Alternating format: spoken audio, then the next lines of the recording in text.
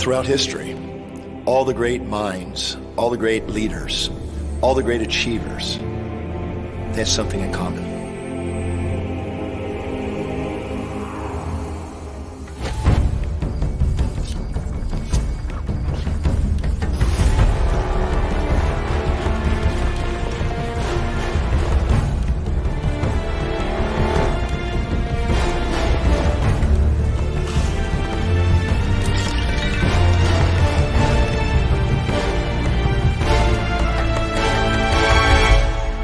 And now the great glimmering of truth can be revealed again.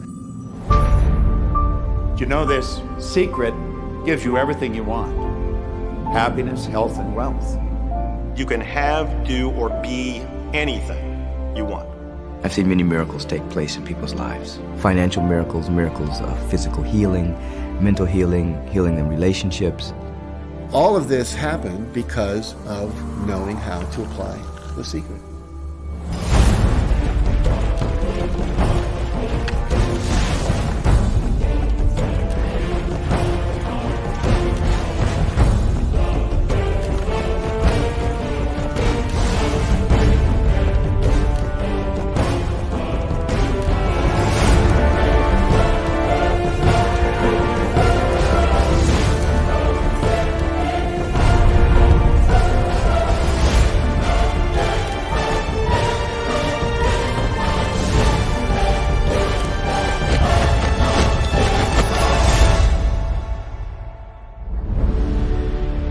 This is the great secret of life.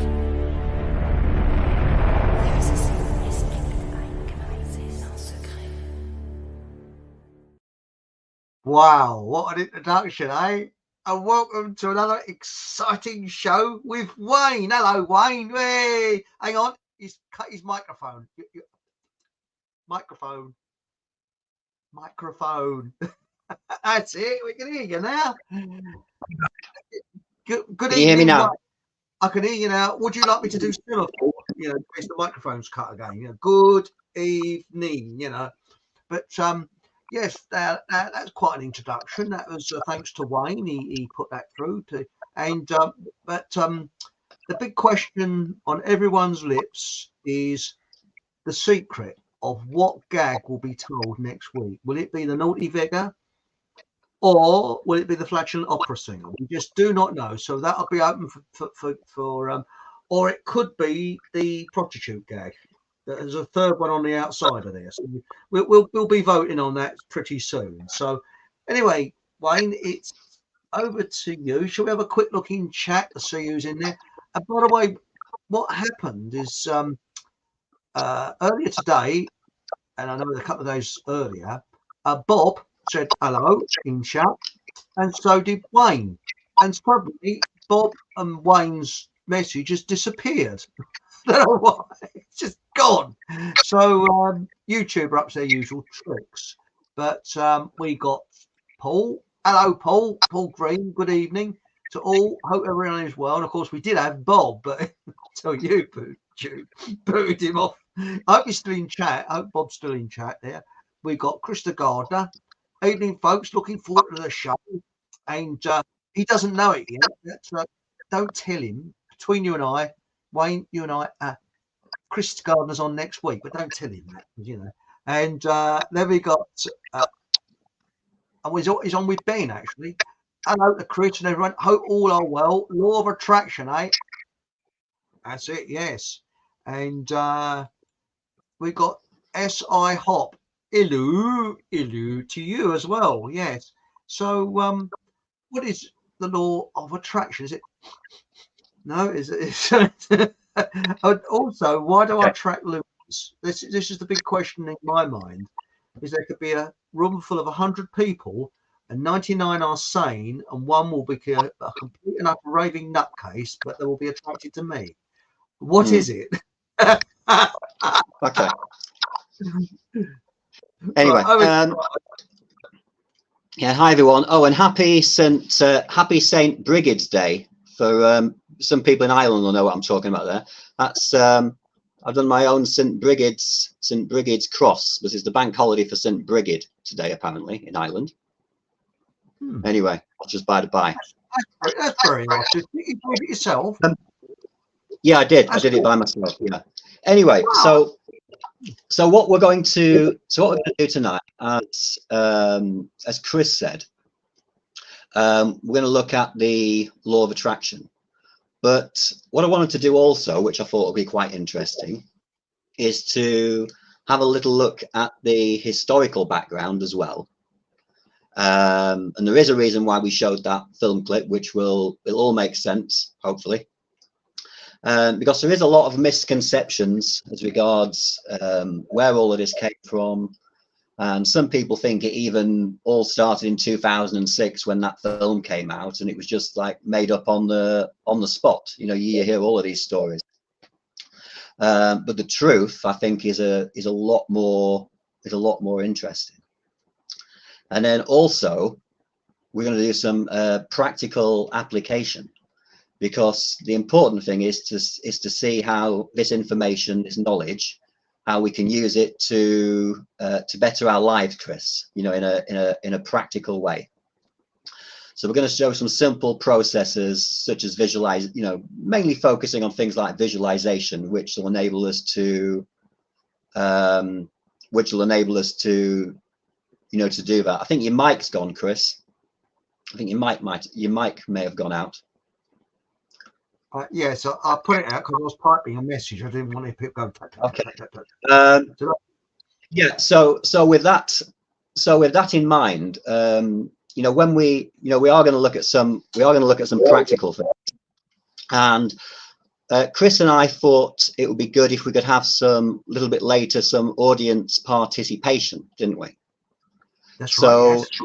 You know, so obviously if people just want to listen, that's fine. But if people do want to join in a little bit, then that'll make it more than just an academic exercise.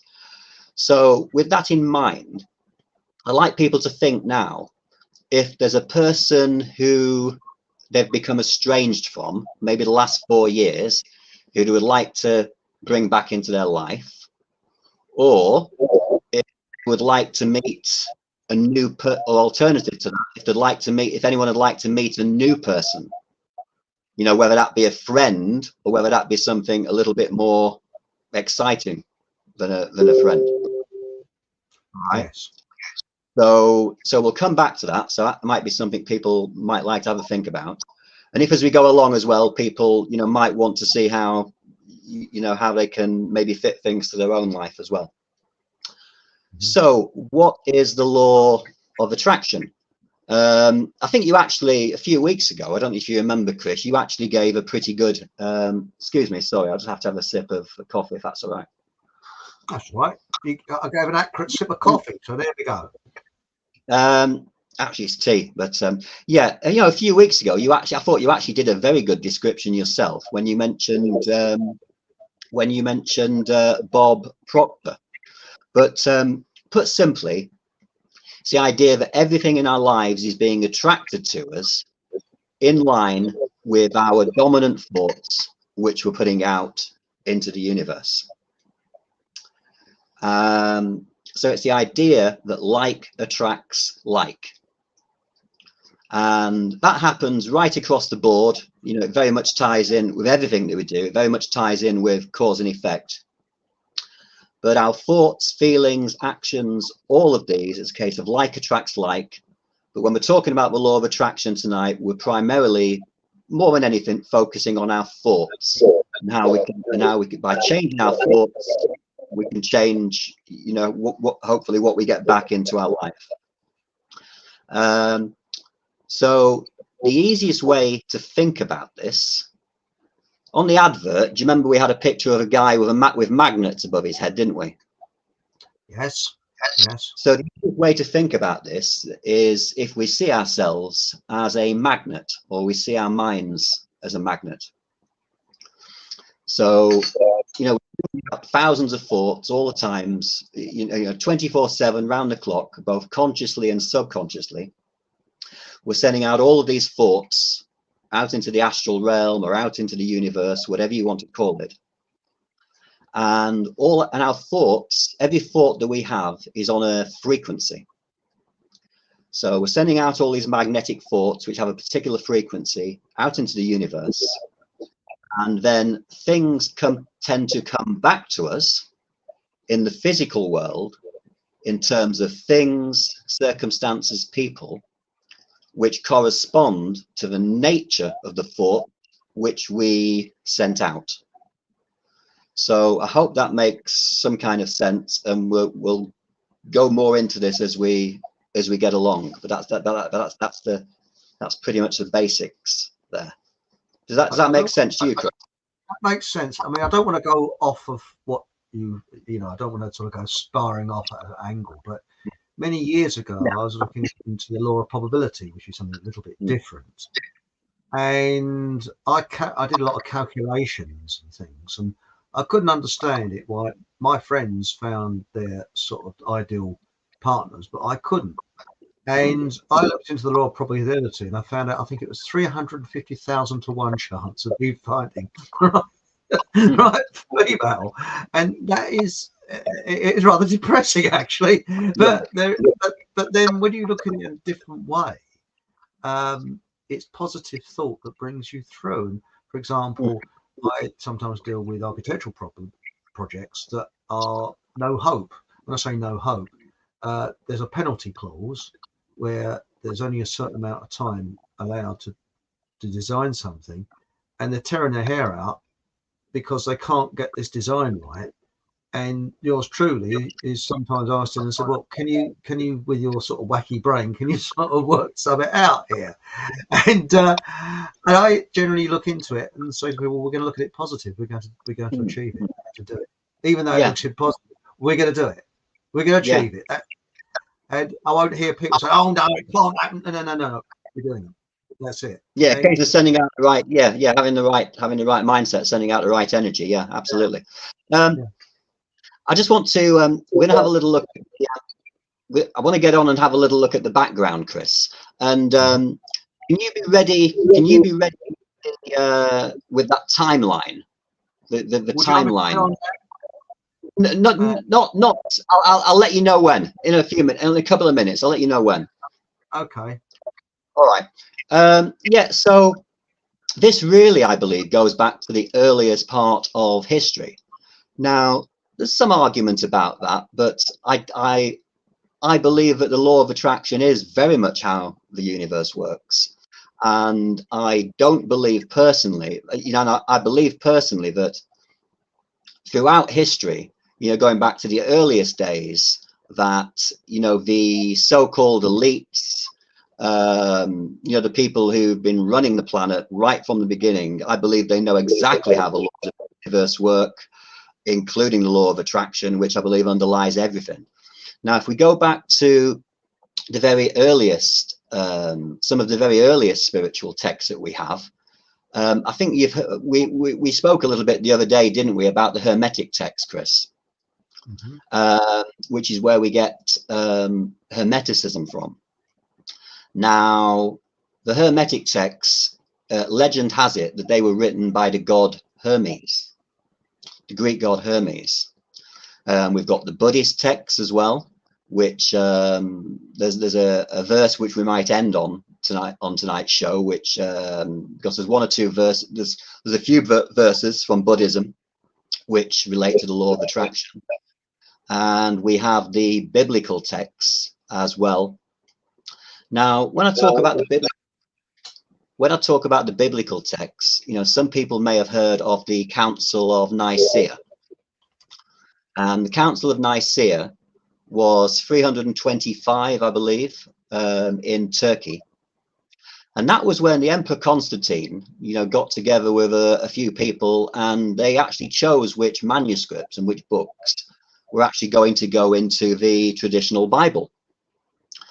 So from dozens and dozens of manuscripts, they chose which ones they wanted, discarded the rest. What did they do with them? That's the question, which we'll come to.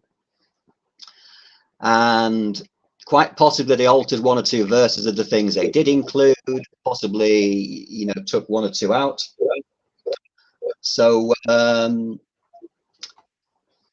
So what they did take out, as we shall see, is possibly quite as, just as interesting as the books which ended up in the information which ended up in the traditional Bible, which we've got there, with the I mean, that's the New Testament I've got there, isn't it?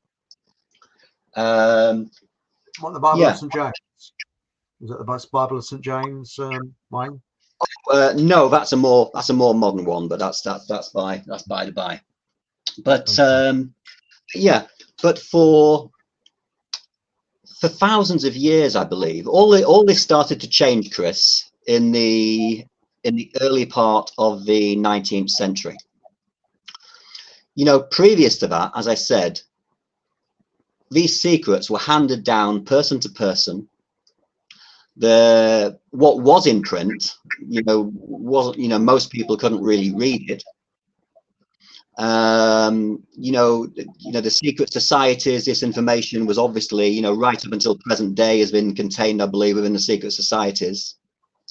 But less educated people as well, sort of people, like people who were interested in Wicca and things like that, I believe very much, had and still do have an idea of attraction. But for the most part, until the 19th century, it was very, very difficult for the average person to find out any of this stuff at all. And that started to change in the 19th century, because what happened, Chris, was, so, quite a few different people, most of them from, not all of them, but quite a lot of them from a Christian background, and they had money, sometimes some quite wealthy Christian backgrounds. They started to wonder what was, was there anything hidden? Was there any hidden meanings to the biblical texts? And some of these traveled to different parts of the world. They started looking into Eastern philosophy, mysticism, and that loosely became known as the New Thought movement. Stick that diagram on the, stick that timeline on the screen for me, will you, Chris? Now, I think We've also got a lot of questions in chat, so we'll can we just yeah. What we'll do, just let me finish just running very quickly through the history. Don't worry, there's no hurry. I'll answer any questions if I can, and also, as we discussed earlier, I'm willing to come back on another show and just do a whole 2 hours of answering questions, whatever anybody wants to answer. Okay. So where were we? Yeah. So in the 19th century, there, a lot of people started, generally became known as the New Thought movement. And what changed was things started, obviously things started to be, these people started to give lectures, they started to write books, which started to be published. So that was very much a game changer. And then you can see on the screen there, 1880. Oh, he's gone. Where's he gone? Is he come back again? Hang on. Come back. All is forgiven. Here we are. We got to 18, and then he blanked out for a little while. Okay. Yeah, 1887, Prentice Mulford wrote, tell me if I'm speaking too loudly, because I do feel as if I'm shouting. That's okay. Yeah, you can see that book there. Just take that off the screen a minute, Chris. Okay. Not the diagram off a minute. Right, that's and it. We'll stick it. Can you move the book over a little bit towards me? That's it. That's it. That's it. Now that's the 1920 edition of the 1887 book, which I picked up for £1, would you believe it, in a pound shop. And I didn't even realize what I had, and I started reading it on the way home one summer, and sat in the park, and I pretty much read the whole thing before I got home. Now that was Prentice Mulford's book, and it consists of a series of exercises, not exercises, I keep saying that, a series of essays. And one essay in particular, in Thoughts Are Things, he is talking about attraction and how we attract like magnets. And after that book came out, people did start to use the term law of attraction. Not many, but that's when the term was for people. That was when it's thought that people first started to use that term. Then about 20 years later, in 1908, a book came out called The Kybalion. I think you'd heard of. Yeah, thank you, Chris. Yeah, that's fine. Now, the Kybalion, I don't want to get into that too much because there is a little bit of controversy around that book, and I don't want to get into it tonight because we'll be here forever. But it was anonymously published, and the authors said that spoke about 7 spiritual laws which were meant to underlie the whole universe. And they claimed that those laws came from the Hermetic text, and the argument is whether they come from the Hermetic text or didn't they. I don't think it really matters, Chris, because I think what's the important thing there is anyone who examines those 7 spiritual laws can clearly see that those laws do tend to make perfect sense when you look at any spirituality, different religions around the world, metaphysics, law of attraction, etc., etc.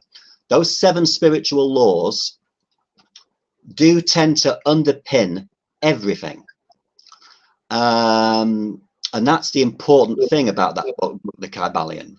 And one of the laws speaks about consciousness, and it says everything is consciousness, everything is one. Or I'm paraphrasing there. Another of the laws which the Kybalion speaks about is the law of vibration, Chris. And obviously that's the law of vibration. That we've already been speaking about that, haven't we, when we were talking about the law of attraction? Yes, yes. And then very quickly, 1912, we had the master key. Now, the master key was what Charles Hannell called a law of attraction. And what he did, Chris and everybody at home, is he wrote a correspondence course which was 24 weeks long.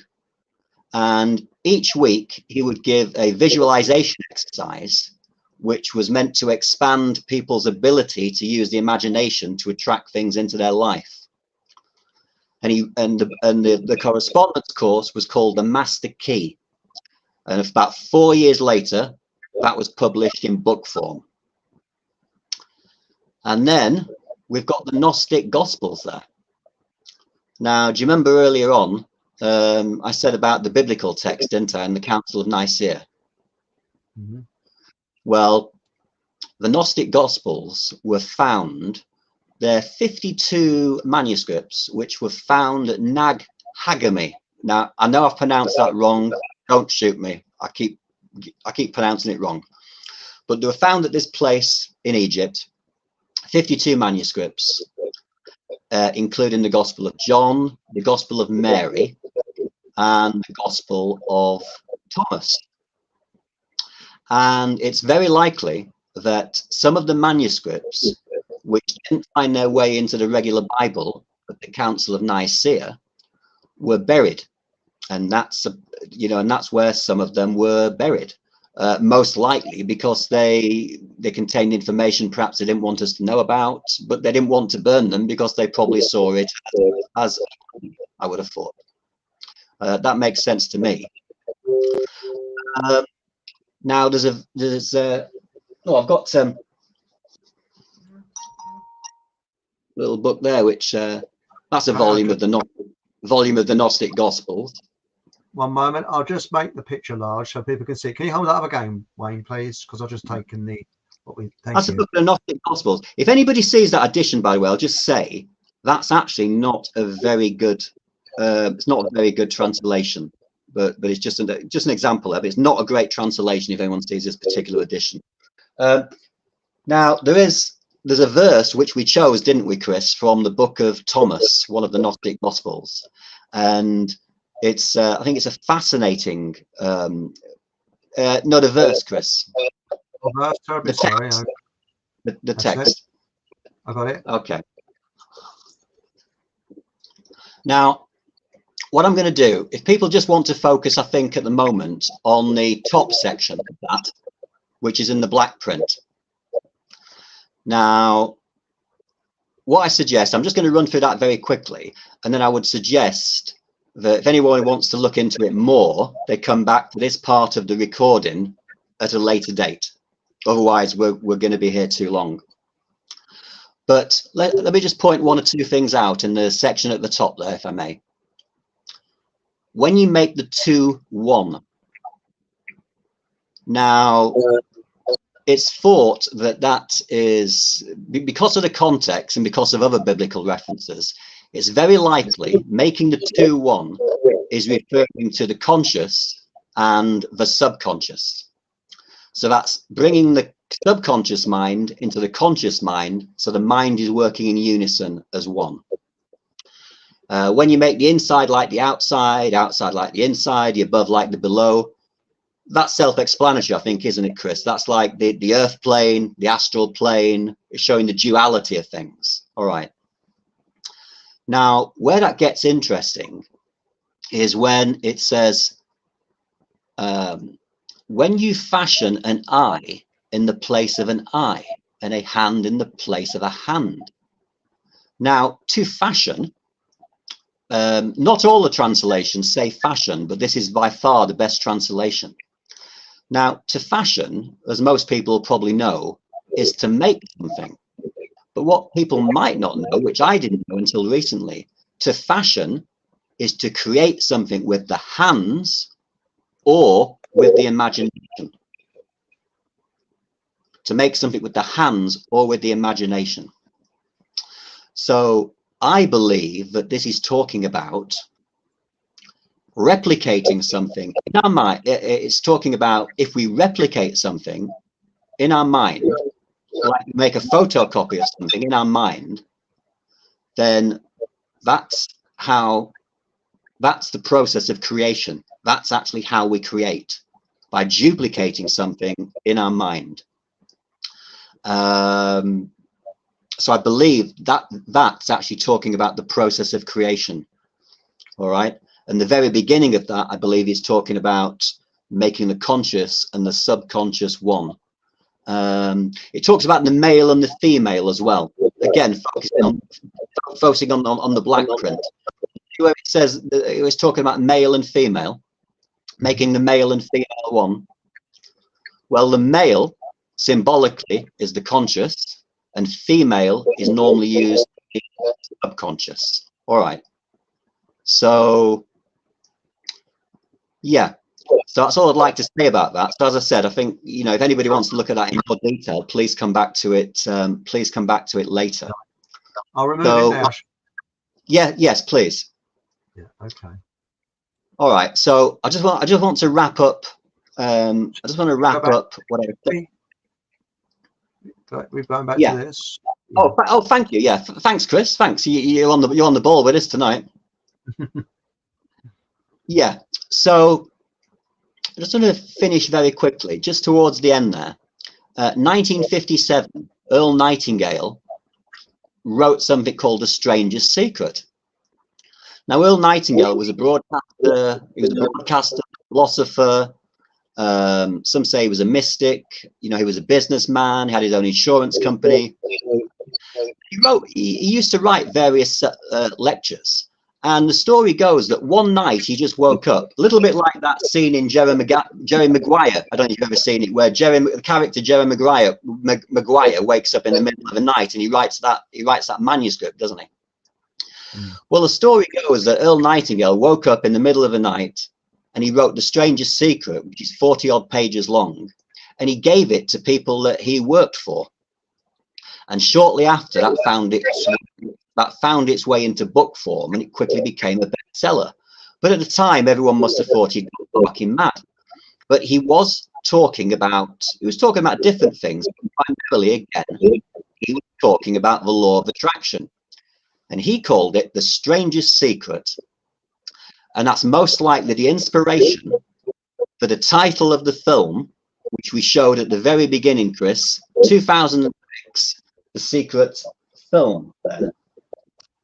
And that's the book. That's the book of the film. That's the book of the film which we showed the trailer for. And that's 2006, which pretty much brings us up to date. Now, the Secret film and book really was That was Rhonda Byrne. Rhonda Byrne was the producer, and she got together with Bob Proctor, other philosophers, researchers, teachers. And what really changed things there was, I would say that that film and book was responsible for spreading exponentially the knowledge of the law of attraction around the world, possibly faster, I think, than in any other time in history before or since. And it was also responsible for the term law of attraction becoming into common usage of the globe for the first time since the phrase was first coined 120 years earlier after Prentice Mulford. And that brings us right up to date with the tonight's show, Chris and the Fox there, doesn't it? At the bottom. Yes, here we go. And that's a little bit tongue in cheek, because obviously I don't consider myself worthy to be on that page with the rest of those contributors. I don't know. So that's just a little quick run through there, a little snapshot of history at lightning speed. And what I want to do now, after, you might like to have a quick look in chat, but what I'd like to do then is to get on and do some and look at some practical stuff and see how we can apply this in a practical way, Chris. That's what I'd like to do next, if that's all right with you. I don't want to be a sort of like throw a wet blanket over it, but I think that what I have found from Bob Proctor, and I think is very interesting, is you've got to be very careful what you wish for. And my personal view, and you might have some thoughts on this, is that when you're, yes, like does attract like, but equally, what I found is that sometimes when you're specifically looking into something, you'll have demons around that can get in and turn it into a way you don't expect. So you've got to be very, very careful with this law of attraction. And if I could just spend a few seconds, I'd be as brief as possible. And this is a true story, apparently. And it happened in America. I don't know, I can't remember the names, I can't remember where in America, but it doesn't really matter. A fella goes into a coffee shop. Sounds like a joke, and it isn't. He goes into a coffee shop and he buys his coffee. He's feeling very, very lonely. He can't find the girl in his life, and he sits down and he's given his change. This is in the days when you could use real money. And on his dollar bill, he had the name of a female. Let's say her name was Julie. All right, I've just made that one up. I don't think it was. So she's got. He thought, that's a bit weird. So I've got Julie written on there. And he put it in the inside of his pocket, not in his wallet, because he wanted to keep that one back. Well, time went on, and cutting a long story short, he met a girl called Julie, and he decided that when they got engaged to be married, to get this dollar bill and frame it. And when he gave it, she went, oh, she wanted to put on her. She went quiet, went a bit strange, and sort of, oh, because it, and later on, after they were married, he said, why did you go quiet? She said, well, I wanted to meet the man in my life, and I decided to put my name on 10 separate dollar bills, and that was one of them.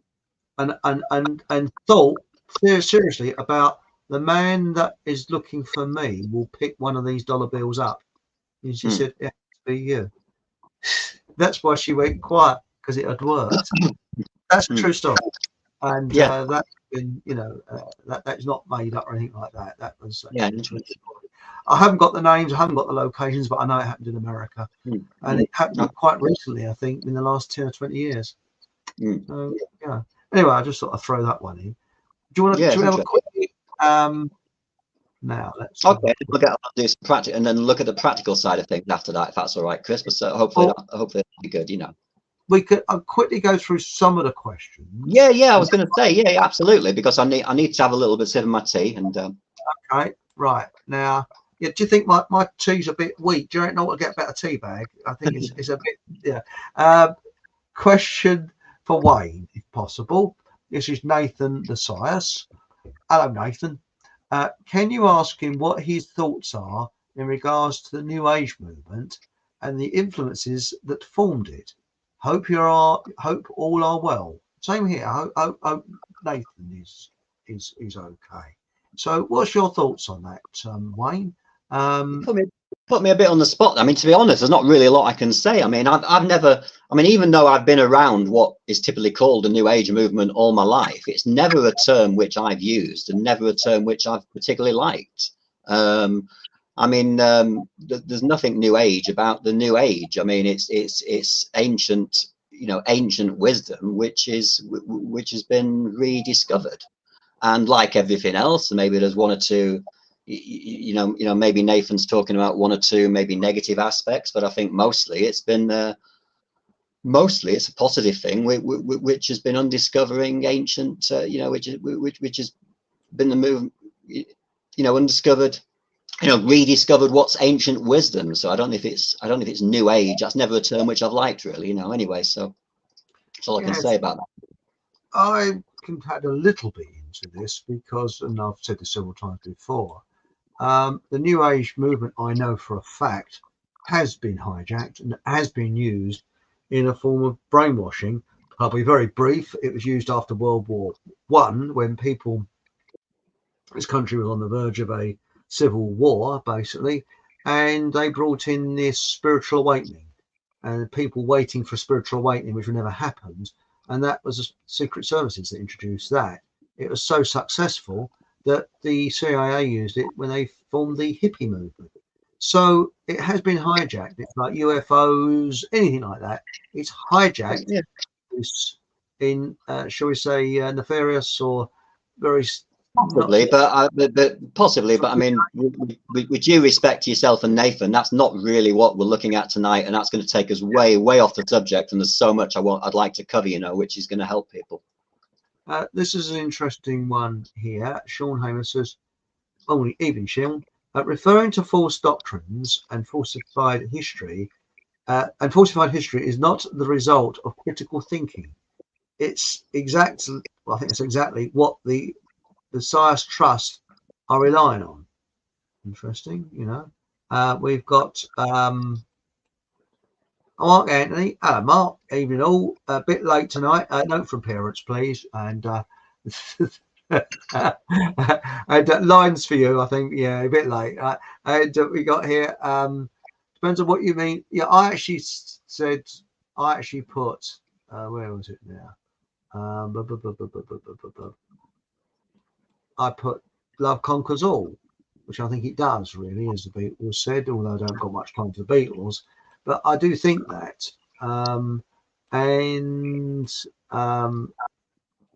Ancient Rube, sorry, has answered, depends on what you mean by love. If you mean the principle of care, I agree. I don't think romantic love is a possibility for many, especially these days. That's an interesting point, yes. Now, this is an interesting one. I won't read it. The New Thought movement is New Age's. Yes. Yes. You got a point there. Yes. We've also awesome sound and camera. Fox's side is crystal clear now. Well, the New Thought movement is not New Age. It's the rediscovery of ancient wisdom. All right, as we've just explained, you know, the last half an hour. This is an interesting one. Wasn't there a film? This is Cat Holly. Hello, Cat. Wasn't there a film that turned folks a bit crazy over L of A? Oh. And a little bit of backing here you've got here. You've got Nathan Lascias says, "The Kabbalion is one of the greatest books I've ever read." Ooh. Good, isn't it? I think the Beano copy was one of the best pieces of literature I've ever read. No, I'm joking. Now it says here, Nathan Sass says the 7 Hermetic principles verifiable physical laws of nature. Now we've also got Pandora Chaser 2, Kabbalion, working our way through the Kabbalion slowly, and the Hermetica, if I pronounce that correctly. Right. Hermetica, yes. Now we've got Herodotus books. I've got a second-hand testament. Is that okay? You mean a New Testament, Herodotus? You mean you mean a Bible? I would assume that. I've got a second-hand testament. Is that okay? Yeah, if you mean a Bible, yeah, I don't think there's anything wrong with that. I don't think there's anything wrong with that. So I wouldn't say. Should be all right. Right, and the other one is Psyhop says there are many of these occult laws, not just 7. Interesting. Well, you could. I mean, you can break things down forever, can't you? But I think the 7 pretty much covers everything. Obviously, you could break them down and break them down and break them down, couldn't you? But yeah. Well, it's a bit like an old sailing ship. There were 7 main ropes on a sailing ship, but they were main ropes and loads of other ropes, but there were 7 main ones. Yeah. Nowadays, post magnets stick to people's. Yes. I've seen that on YouTube. Yes.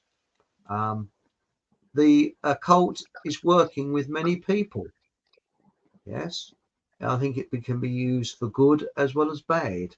The fake truth movement. This is Sean Hamer. I read everybody's I try and read everybody's comments out, but it's not always possible. The fake I've truth. got a little bit of an eye on the time here, otherwise we're not going to be able to cover. We're not going to get everything covered. I'll just read another 2, if that's okay. And we go on some. Yeah, sure. The fake truth movement was obviously successful in promoting the New Age cult in preparation for the new religion, the ultimate duping of the resistance, and it shows. Well, and then we've got here, explain how placebos work on ye deniers of mind magic. Absolutely. Anyway, back to what we were saying. So, and I'll read the. I'll carry on in the chat later. Okay. Yeah, and as I said, you know, I'm happy to come back another day and just do a whole 2 hours answering questions. We can just do a free for all. I'm up for that. You know, I'm happy to do that. Yeah, okay. If we have time, I might touch on the placebo thing when we come to talk about health, Chris. You might have to remind me. All right, keep that at the back of your mind. So where do we start in a practical way to use this information? All right. Now, remember before I mentioned Earl Nightingale, didn't I? Mm-hmm. Now, Earl Nightingale, one of the things he wrote about, he likened our lives to ships and the destination we were going to various harbors. And he put this idea across where he said most people, he says, don't actually end up in any particular harbor in life, or if they do, it just tends to be where they've drifted. You know, he says you set out on your ship, you know, that's your life. And he says most people, unfortunately, they're just getting blown around by the wind and blown around by the waves. So he put this idea across to people. He said it's good to have a destination in mind, or a harbor that you want to get to. You know, that was like a big goal that you have, like your harbor where you want to aim for. And then you steer all your small little targets, little goals which you want to accomplish on a daily basis en route to that harbor where you want to steer your ship. And he, you know, gave a lot of thought as well to, you know, on a daily and on a weekly basis, you know, to, you know, just having an idea where you were going that day, where you were going that week. And also, again, with the law of attraction, it's important to actually know, as with anything else, what it is you exactly want to work on first, what it is that you want. So if we don't know what we want, we just tend to get whatever and just tend to drift around. And I'm as guilty as that at times as anybody else, Chris. I'm sure you've been like that sometimes, haven't you? Oh yes, yes. So so the first thing is to decide what it is that we want. And in the case of the law of attraction, all right, what goal am I going to work on first with this law of attraction thing? And then next, we need to ask the universe, as it were. I know that sounds a bit poncy, but I don't really know how else to put it. Ask the universe, God, if we believe in God, just put that message out there of what it is that we want. And we need to do that in as clear a way possible. And when we visualize, the idea is that you ask for something in a way that you're believing you've already received it. So as you're doing your so in this case, as you're doing your visualization, you need to try and generate the feelings of already having received what it is that you're wanting. If that, I hope that makes some kind of sense. Yes, yes. And then lastly, it's important to sustain positive thoughts on an ongoing basis towards our goal. So it's very easy. Maybe, say for example, somebody might do a visualization in the morning for 15-20 minutes and it all goes fine, and in the evening they do a visualization for 15-20 minutes and it's all hunky-dory. But the rest of the day they might be thinking negatively, they might be getting, things might be getting them down. So they might be doubting what it is they're trying to get. So all of those doubts, all of that negativity, if that's outweighing the positive thoughts one is putting out, then then a person's not going to get very far. So it's important to sustain those positive thoughts and to try and keep our energy level up in general, but also in the direction of what our goal may be. I just want to read here a couple of Bible verses here. Ask and it shall be given. Knock and the door shall be opened. You know that one? You know that one, Chris? And people at home. Another one is if we ask for anything, believing we have received, is what it says in the Bible. So again, it's the idea of asking, but believing that you've received it before you get it. I know it sounds strange, doesn't it? But and it's very important, both with the visualizations and anything that we're working on in life, to put as much emotion, into the visualization, into what we're working on as we possibly can, because emotions generate feelings, and that helps with those vibrations, which we're sending out into the universe. Now, one thing that can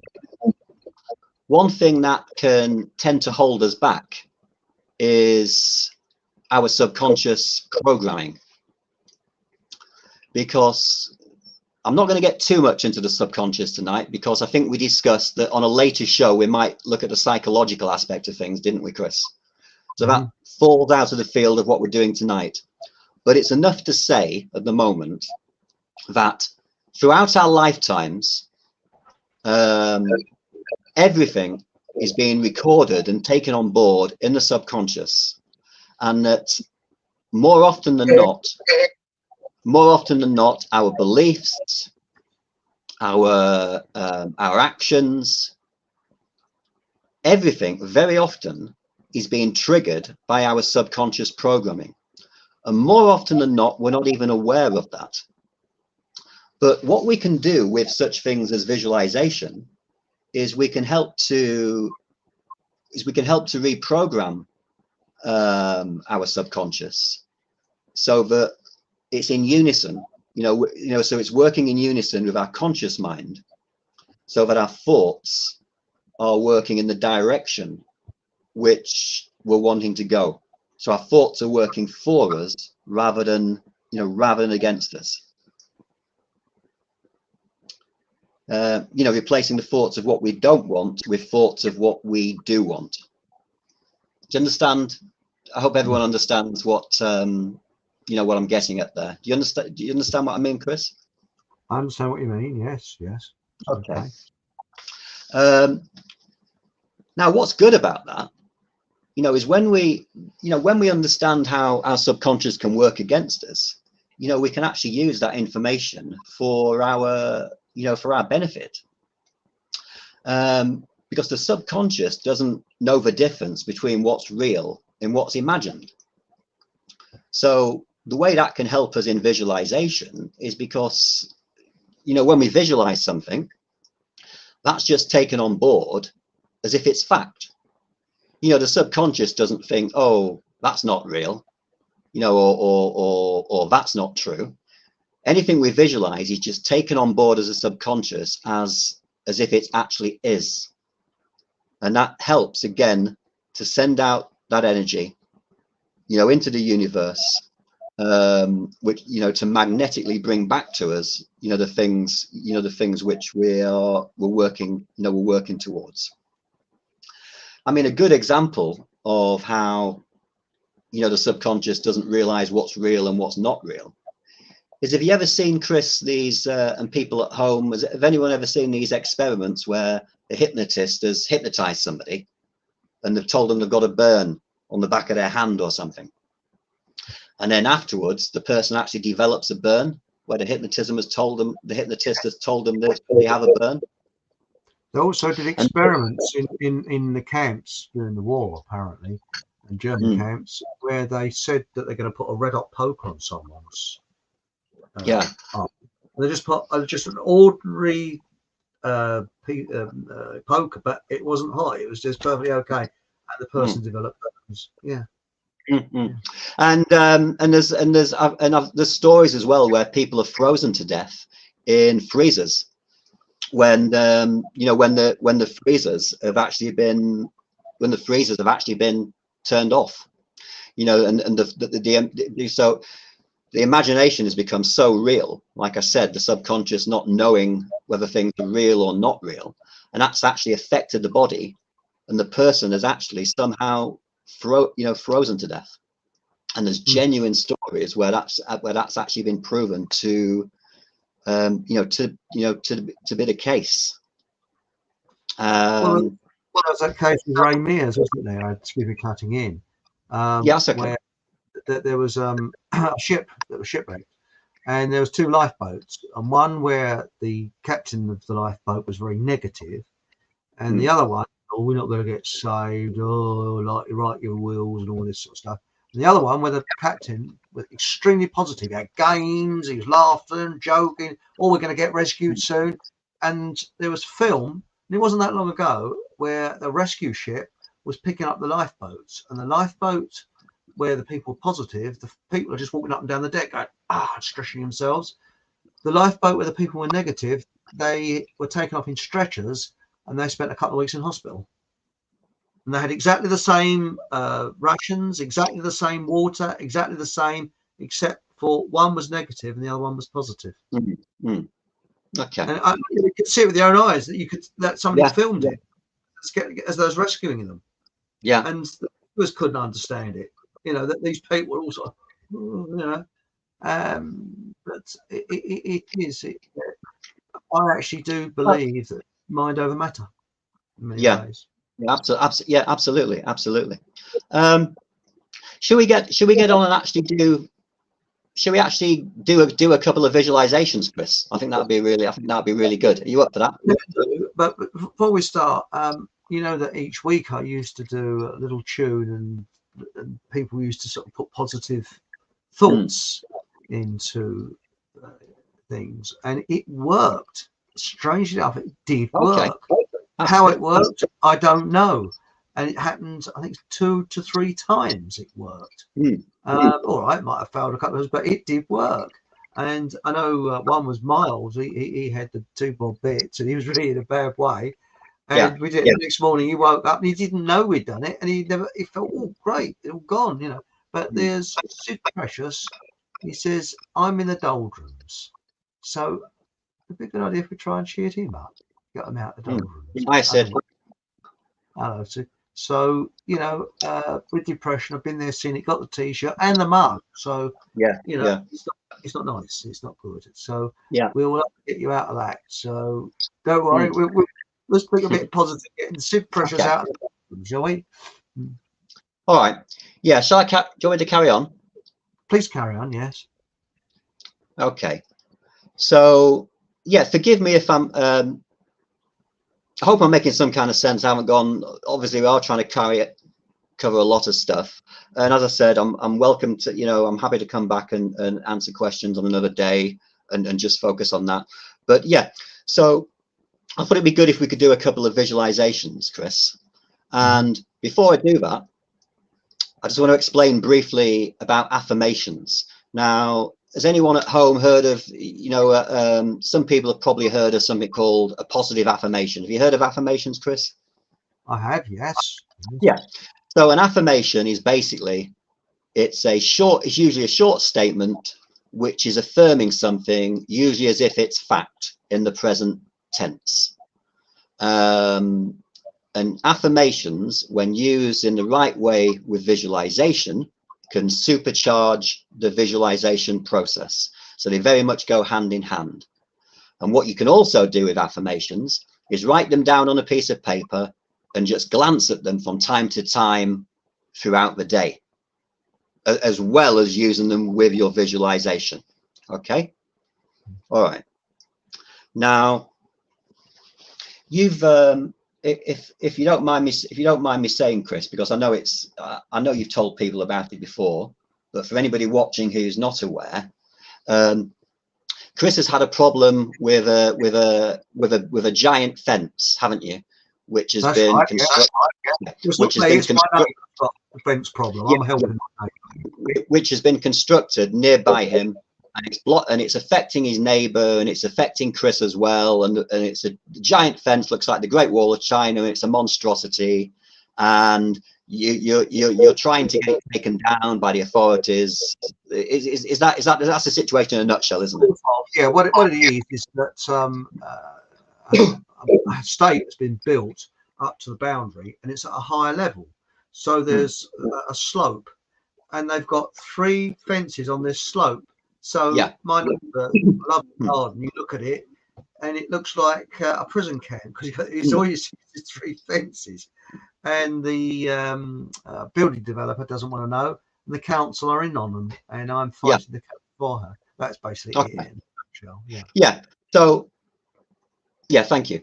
So I just want to show how you can use how you would use the visualization process as regards your situation. Now, there's 2 basic ways to do a visualization. You know, one is to do things in 2 or 3, is to visualize a process in 2 or 3 stages. And other times, it sometimes works better if we just cut to the very end thing, which we're wanting to bring about. So with your own situation, Chris, I broke it down into 3 little phases. If you can imagine yourself sitting at the computer, is part 1 of the visualization, and a message comes through saying that you've got a result. And part 2 of the visualization would be you running outside and going over to where your neighbors is. And then part 3 is you standing there and actually looking at the fence, and the fence is no longer there. So the best thing to do is you decide what your visualization is going to be, and you write it down. You write it out first, so you've got an idea. What you're doing. Do you just want to close your eyes a minute for me, Chris? You play along if you don't mind. Yeah. Okay. I'm closing my eyes. All right. I'm going to run through this very quick. I'm going to run through this very quickly. But obviously, if you were doing it yourself, you'd spend maybe 10, 15, 20 minutes on it. But I'm just going to run through this very quickly. All right. So, excuse me. So you're sitting at your computer screen, and in your mind's eye, as you're sitting there looking at the computer screen, you hear ping, and this message pops up on the screen. Oh, what's this? And you're looking at the computer screen, and it says the fence is coming down with 1. we've won. The fence is coming down. And a big smile comes over your face, and you're like, yes, and you clench your fist, and you're like, yes, yes, yes, we won this situation. And then inside your mind, just imagine yourself running outside, and as if you're actually doing that in real life, you're actually walking over to the fence, and then you're standing there, and half the fence has already come down, Chris.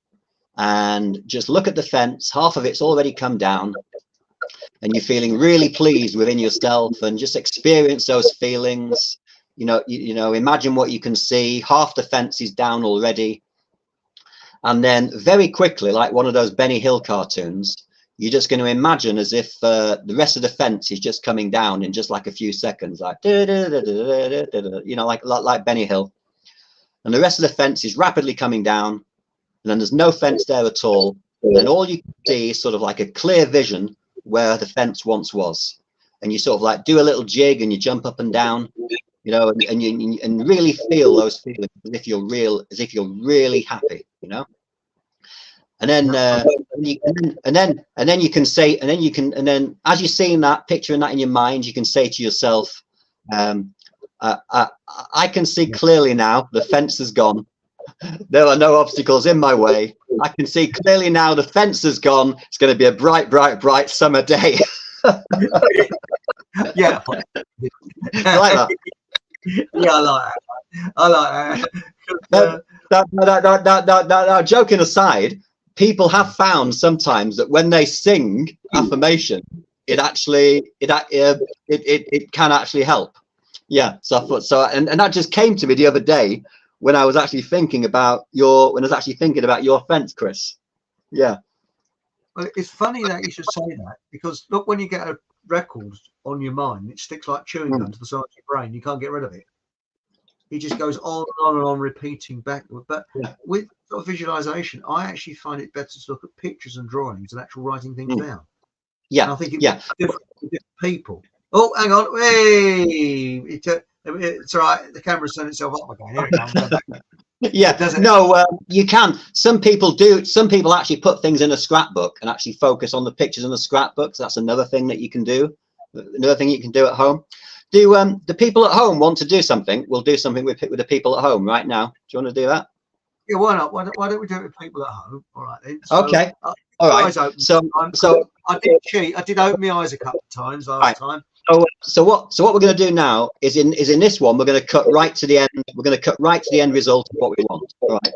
Now, if you remember, if people at home remember earlier on, I suggested you have a think about a person that you want to bring back into your life, or imagine a new person that you want to meet, a friend or somebody more or something more exciting. Okay. Yeah. Well, so I'm thinking of that. Right. Yes. So if people want to join in, I'd like everyone to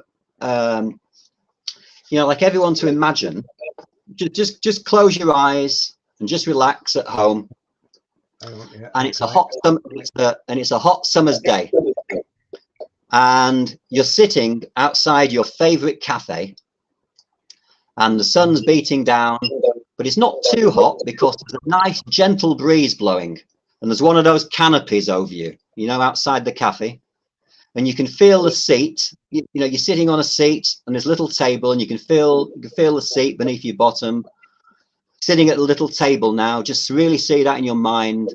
Hot summer's day, canopy over the top of you, gentle breeze blowing, and opposite you, smiling at you, laughing and joking, is the person that's either come back into your life, or that new person that you're dreaming of. And what do you hear? You know, just imagine now. You know, what are they saying to you? Are they making a joke with you? What else is going on when you look around you? Is there anything you can hear? You know, perhaps there's a sound of traffic in the distance. You know, maybe the sound of voices speaking in low tones at the other tables. You've got a nice glass of something in front of you as well. You know, you've both got a nice drink there. You know, what's your favorite drink? You know, what drink have you got in front of you? You know, and just in your mind's eye, lift that glass to your mouth and just drink it down gently, and just feel the drink going down your throat into your stomach. So here you are, you have the person of you're with that person that you've not seen for a while, or the new person, your dream person that's come into your life, the new friend. You can feel that drink going down your throat. You're both smiling at each other outside your favorite cafe here. And just look over to your right hand side for a second, because and there's a flower basket there, a flower basket maybe, or maybe there's a plant pot, with some flowers in, So what else can you see? And can you smell the scent now, perhaps coming from that flower basket, And there's a gentle breeze outside your favorite cafe with your favorite person, and really experience there all the senses. What can you see? What can you feel? What can you hear? What's that person saying to you? Really enjoy that. Really immerse yourself, with all your senses in that situation. I'm so happy that this person is in my life. I'm so happy that this person is in my life. I'm so happy that this person is in my life. And then when you're ready, just open your eyes. How was that? Yes, but also, isn't it right? You do it before you go off to sleep. You visualize. Yes, some people do. Some people do. Not necessarily. It's good if you do it before you go to sleep. If you don't actually fall asleep, you can do. But it's good to do it, a couple of times a day, maybe 15 or 20 minutes. But I hope everyone joined in a little bit with that. I saw somebody at the back there. I saw you weren't really doing much at the back. You seem to be on your phone there at the back of the room. That's right. Fred the plant was. He is well away. He's like this, But oh, hang on. See, my phone was as well. It's gone ding ding.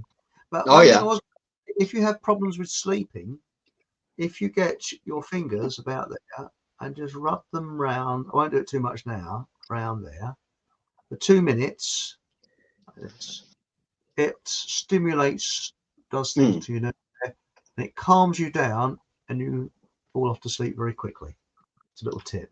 They do it for 2 minutes, so it counts 120, that's 2 minutes, and it gets you off to sleep pretty quick. So that's one there. That's a new feature which we're doing each week, which we weren't going to tell anyone about, but it's Chris's tips. Chris's tips for people to sleep, and it's going to be a regular feature. But don't tell anyone. That's it. Don't tell anybody. And also, when the radio thing, that's getting quite ahead now with the radio. We're up to a radio show. We can do, tarot and things like that. Can do. Have you heard of? Sorry, heard of what? Before we have a little look at somebody else's life, and we play that, and we'll play that great video clip, Chris, which we've got for people. But before we have a little look at that, has anybody? I think I made a boom. What video? Have you not loaded it? Have you not loaded it? Hey? Have you not loaded it? No. Oh, okay. Oh, I'm sorry. I got a note from my parents. Would that do? Okay.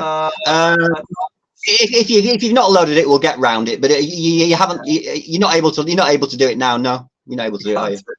No, it took me about 15, 20 minutes to do it. All right. No, that's a shame. That's a shame. I'm sorry about that. I've my fault. Terribly sorry. Okay. Yeah. All right. Yes. Sorry about that. I don't know if anybody at home has heard of before we get on to talking about health. I don't know if anyone have you ever heard, Chris, and people at home, of something called the law of gratitude? No, I haven't heard that one. We can always play that clip. You can always stick that clip on another week or something. But yeah, gratitude is sometimes people sometimes when they're talking about the law of attraction, speak about the power of gratitude, or law of gratitude. Now, basically, that's the idea that the more thankful we are for what we already have, the more that sends out positive energy, and the more likely we are to get back things which we don't yet have, which we can then be thankful for as well. All right. So this works in two different ways. One thing is when we do a visualization, after we've done our visualization, we can say, oh, thank you. Yeah, thank you for this. Thank you for this. You know, when we're thinking about things we want, oh, thank you that I've got this, even though you don't yet have it. And then the other thing is what some people do is throughout the course of the day, you know, they might have a cup of tea and they go, oh, thank you for this cup of tea, you know, or they have a nice meal. Thank you for this meal. You know, so just little things like that. And some people make on a weekly basis, sometimes on a daily basis, they actually make a little list called a gratitude list. And they say, oh, thank you. And say, thank you for the film I've just watched. Thank you for the new friend which I've just met. You know, thank you that I've got the eyes to see this beautiful thing which I saw today. And some people make a list on a regular basis and they read through that list, and that helps to lift their spirits and helps to get them in the right mindset. And there's actually a verse. I don't know if you've heard of this verse, Chris, from the New Testament again. It says, pray unceasingly, give thanks always, believing that ye have received. So again, the idea of believing that you've already received something. Now, what does it mean to pray unceasingly? Well, to me, praying isn't necessarily what, you know, the orthodox way of praying. To me, whenever we're sending out positive messages consciously of what we want into the universe, to me, that's a form of praying. And if we try and keep our energy levels up and try and keep our positive vibration up throughout the day, that's an example of praying unceasingly. Does that make sense? Yes, it does make sense. Yeah, and the giving thanks always, believing that ye have received. So again, everything is there within that one verse. All right. So yeah, so what we thought we'd do now is we were going to look at some, you know, different areas of life, starting, you know, just look at the different areas of life, you know, give examples how we can apply these things to, for example, starting with health. But I'll have to just tell you, I'll just tell everyone briefly, Chris, what the film clip, which we're not able to show. Chris. Yeah, okay. Sorry about that.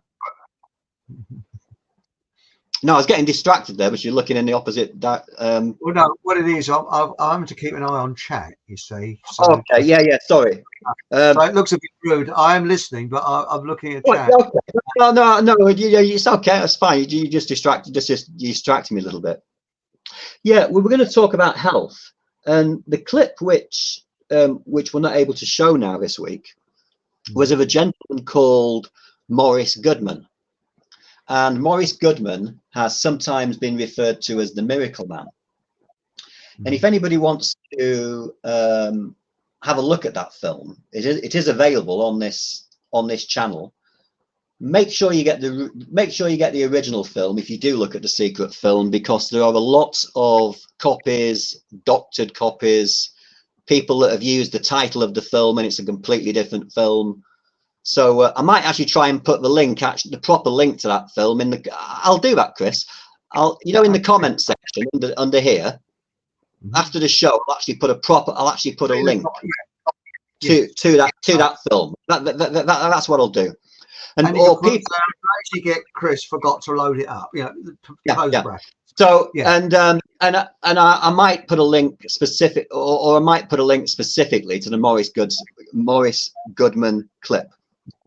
But basically, this was a man who in America, I think in 1981, he was in a horrific plane crash, wasn't he, Chris? And he broke all, and he broke.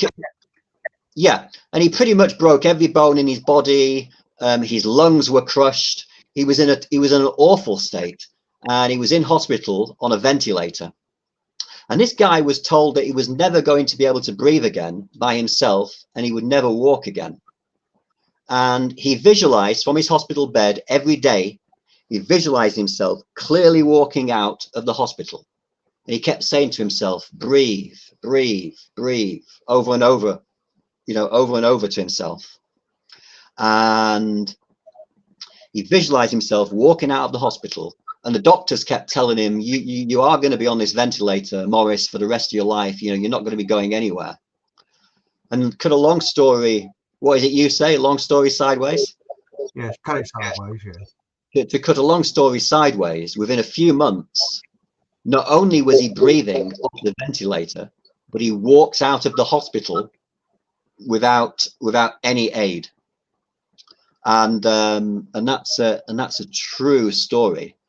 And I'll put the video link to that on the site after the show. All Please do, because they call them miracles and things like that, but it is surprising how things do turn up which you'd never dream of. And mine, I've usually found in life, and the things that you think are minor turn out to be very, very important.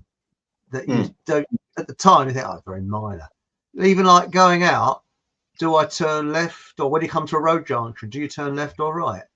A minor decision that might make a major decision. Who knows? You just don't know. Yeah. One small decision can change the course of someone's entire life, as they say, can't it? Yeah.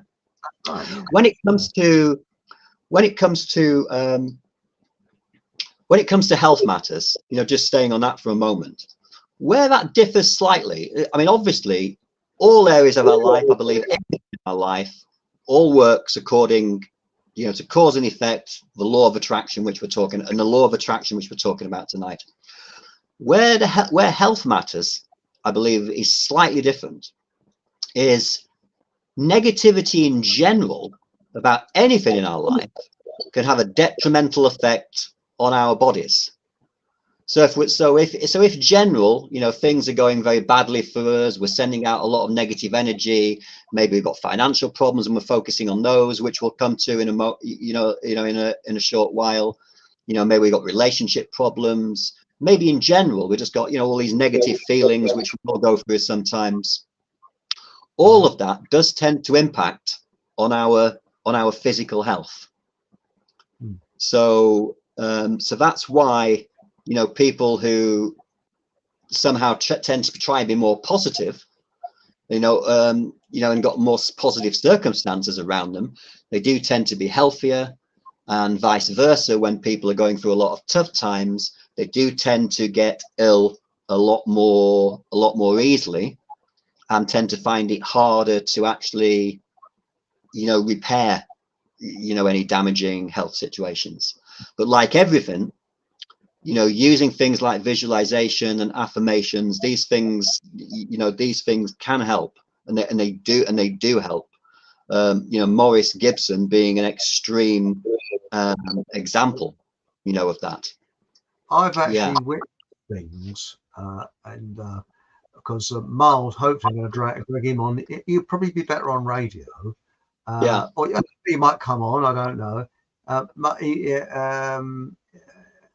I've been in his, because Miles Fleetwood, he runs Abbey Health Food, and he's acupuncturist, nutritionist, something else, and he's more qualified than a quack, a doctor.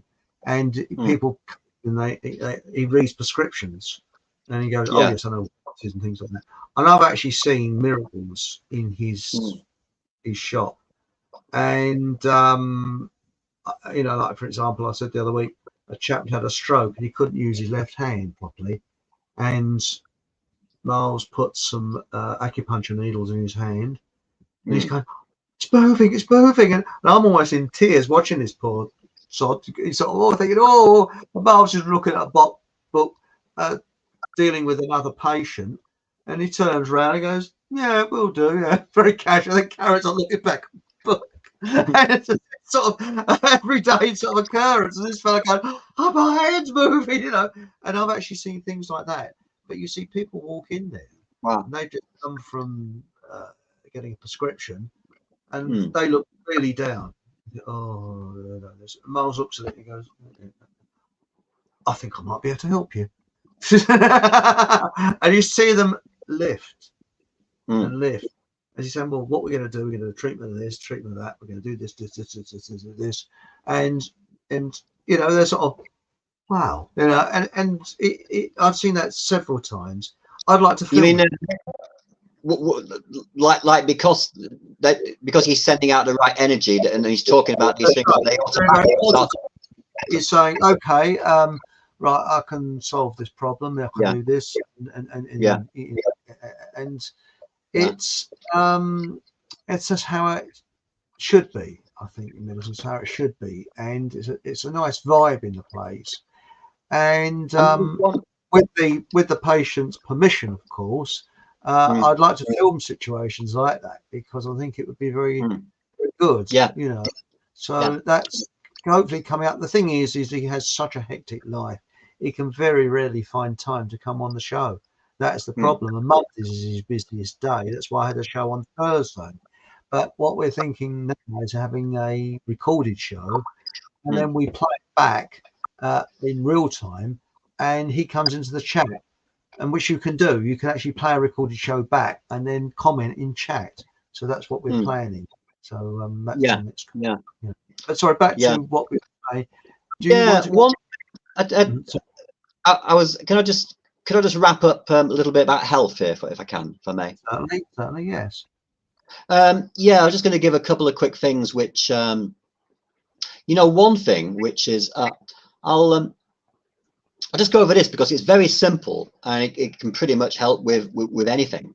I mean, say a person, I don't know, they might just be feeling, down. They might have a case of bad flu, or they might have a physical injury, or stomach problem, or anything at all, but they're just not able to exercise much, not able to get out and about much, or they might just feel sick, so they're sat there, trying to relax, in their chair, Chris, okay, and people and folks at home, if you just imagine this. So what a person can do is just sit there in the chair and just close their eyes, and again just visualize clearly in their mind's eye.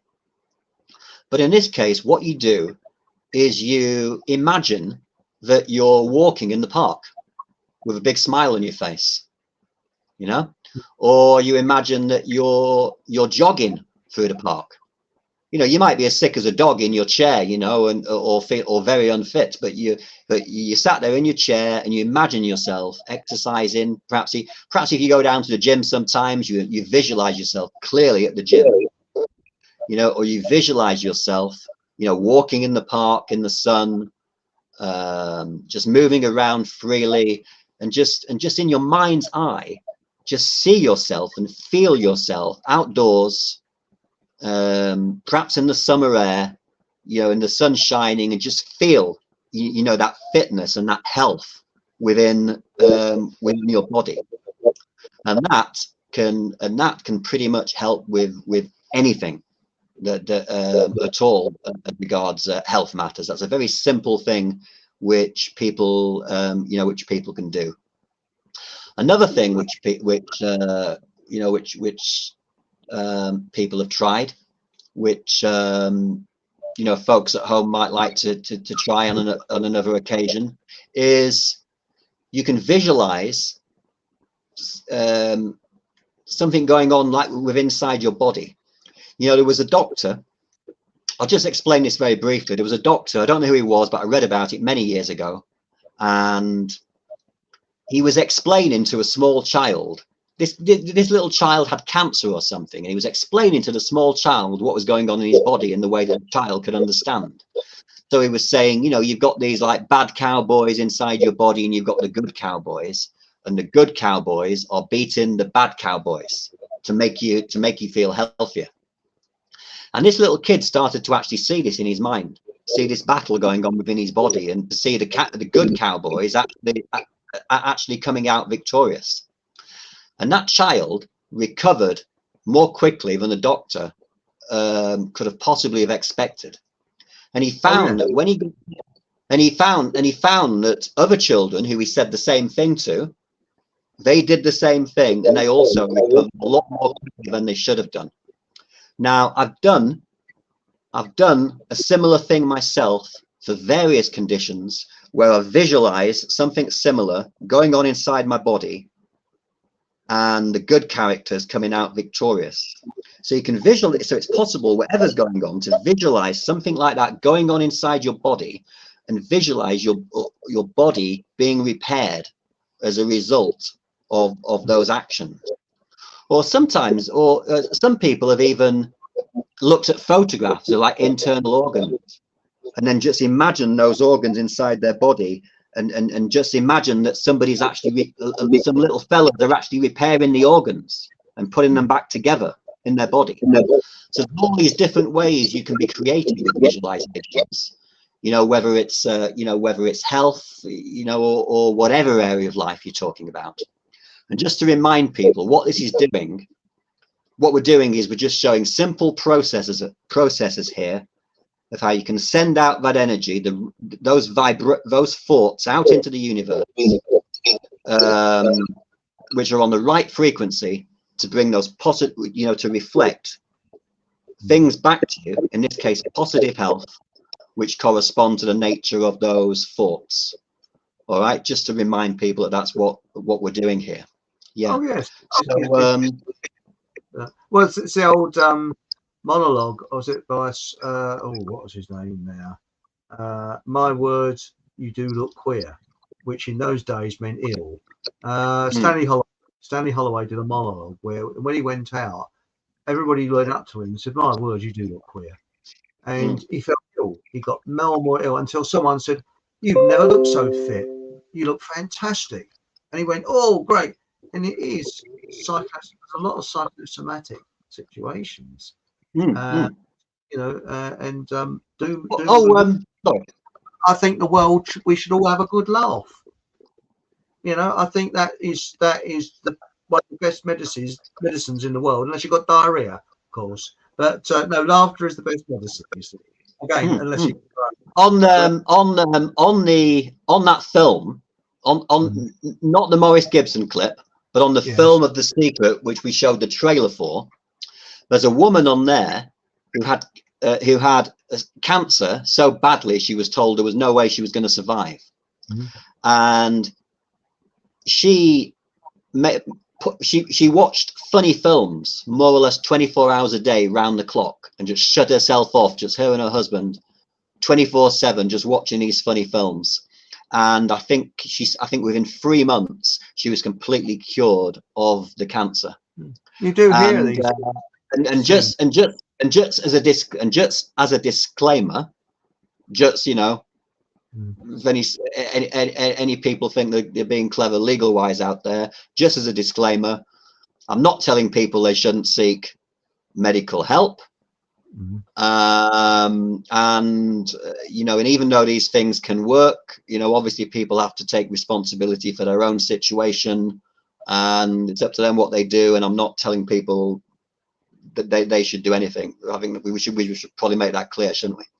Well, there was a true story of a chap during the Vietnam War, and he was he's in his 50s, and he went on this. He was a scientist or something. He went on this reconnaissance mission to try out this new equipment, and his bloody plane got shot down, and he ended up behind enemy lines, and I think he had a broken leg, and he walked for an incredible distance with this broken leg, and they don't know how he stood the pain, and eventually he got to freedom because he had this persistent view that I'm going to walk my way out of this jungle, and he did. Quite amazing. You do hear a lot of these stories, but yeah, I mean, that's you didn't remind me, did you? I said remind me when we talk about health, about what the about what the listener said about the placebo pill. You were going to remind me, weren't you? Never mind, I've done it for you. What? No, Fred the Plant's just reminded you. See, Okay. He was No. thinking, Yeah, no. What the viewer said about the placebo pill, of course, they are spot on. The irony and the lunacy of it, the irony and lunacy when the authorities and when doctors speak about the placebo pill, it's incredible, because they will tell you, oh, we can't have people having placebo pills because these aren't real pills, and we don't want to give people the wrong idea, etc., etc. And they're not really working because it's just a placebo. But they seem to be completely missing the point, as the listener quite rightly pointed out. But obviously, the placebo pill is proving the power of mind over matter. It's proving the very thing they're telling you you shouldn't be doing, aren't they? well, that's Doesn't right. it? Yeah. Well, it's a bit like all this, what is it? Trend stuff, where people can wake up in the morning and they can think they're a man or think they're a woman. And there's an Irish bloke thought he might go into this, so he bought a packet of tampons, and it said "place in organ," but he didn't have an organ, so he shoved it in his piano instead. Anyway, so that's a terrible one. It's a bloody awful joke. Yeah. But, you like that one, eh? Can I? Sorry. Could I? Oh dear, Chris. Sorry, I'm going. That's going, isn't it? Yeah. Could I make a suggestion? Yeah. What's that? So, no, I was just going to suggest you have a look in Chat. I think we're well, I don't want to. We've got about half an hour to go, and I think I don't want to. I don't want to take Providence and say we're on time, but we're certainly not as far behind as we could have been. Partly due, Chris, to you forgetting the film.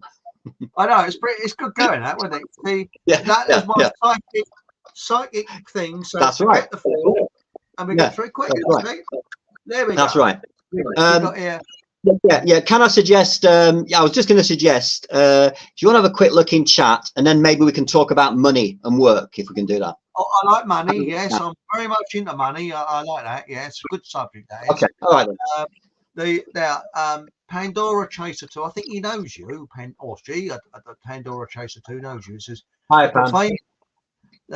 The profane masses. We're not supposed to be given such knowledge and live on the literal aristocracy. So that is really cults, allegories of real meanings. Yes. There we go. See, and we got here.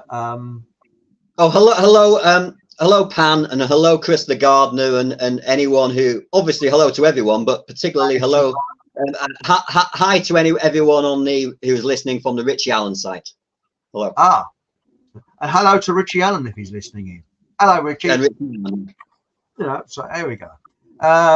Now, all religious books are simply people repeating words from repeaters to confuse the world, says Ancient Ruby, and/or section us. A calculated invention, no proof yet. If provided in truth, it is covered up. Yes, the trouble with a lot of historical books is that they're rewritten and rewritten and rewritten. The Bible's a typical example. It's been rewritten. Hello, he's gone. He's back again. Here he goes. Well, where is he? Anyway, hello, you're back again. And, you went as well. Yes, strange, isn't it? Now let's have a look down here. Now, interesting. Sorry, I can't read everybody's item out in chat. I'll do my best. My mate is taking me to Salisbury Cathedral to see the Kama Sutra.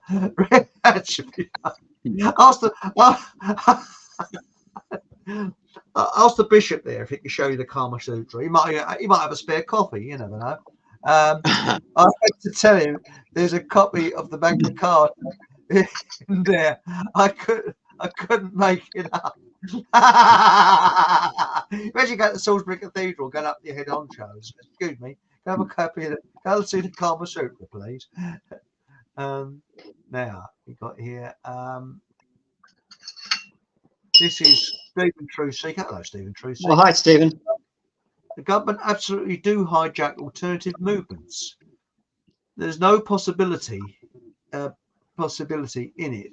It's lack of research in anyone who says possibility. Yes, they're doing it all the time, and we've got nudge movements and everything. You know. Now it says here, Hashi says, anyone looked at weights, measures, and calendars in the last 2,000 years? It's a job for John Hamer, and now they want it digital. God help. Well, I believe there's 13 months of the year, and the first day of the year is the 1st of April.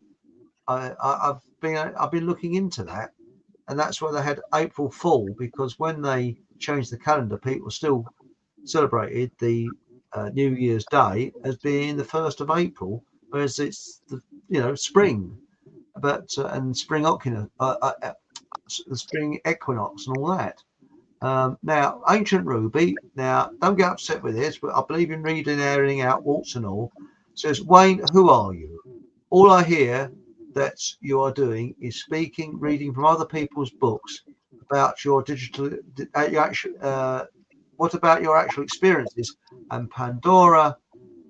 Can I just say I've given ever since I've been coming on this show a few months ago, Chris. I think I've given tonight as well. Maybe not so much tonight, but I've given many of my experiences, personal experiences over the last few months. I would say in not that I need to defend myself, but I've given a lot of my own personal experiences on this show. I've lived in this world pretty much my entire life, and I do speak a lot from personal experience. So we're never going to agree on that, Chris. Pandora Chaser 2 has come to your defense, okay? Ancient. Wayne may be referencing works here, but he has a long history in occult and Scientology and experiences with Masons and much more. Give him a chance, as he knows some good stuff. And I'm not sure whether Wayne, did you hear that, Wayne? I got it up there. I did. Yeah, I got that. Yeah. Can I just say, I don't know how Pandora must be the fastest typer in the history of the world. Well, no, because it was actually some time ago this was done. Okay. Now we got here, and as I believe in reading everything out, warts and all, people polite, I don't mind. The false light New Age agenda is deeply embedded across every area of society. The thing has revealed the true nature of the so-called alternative media. Be careful who you follow. I 100% agree with you there. Yes. And I do think that it has been, hijacked. My personal view is New Age has been, things are manipulated for a minority. And truth, I mean, history isn't necessarily what happened. It's usually what a minority want you to believe. I mean, I was listening to some bozo the other day who said that the Blitz didn't happen. Well, I know the Blitz did happen because my mother witnessed it. And I know loads of other people who are sadly departed now who witnessed it. So, that person doesn't know what they're talking about. They said the Blitz didn't happen. It did happen, yes. Now it says here, let's go down a bit. So, now we've got here.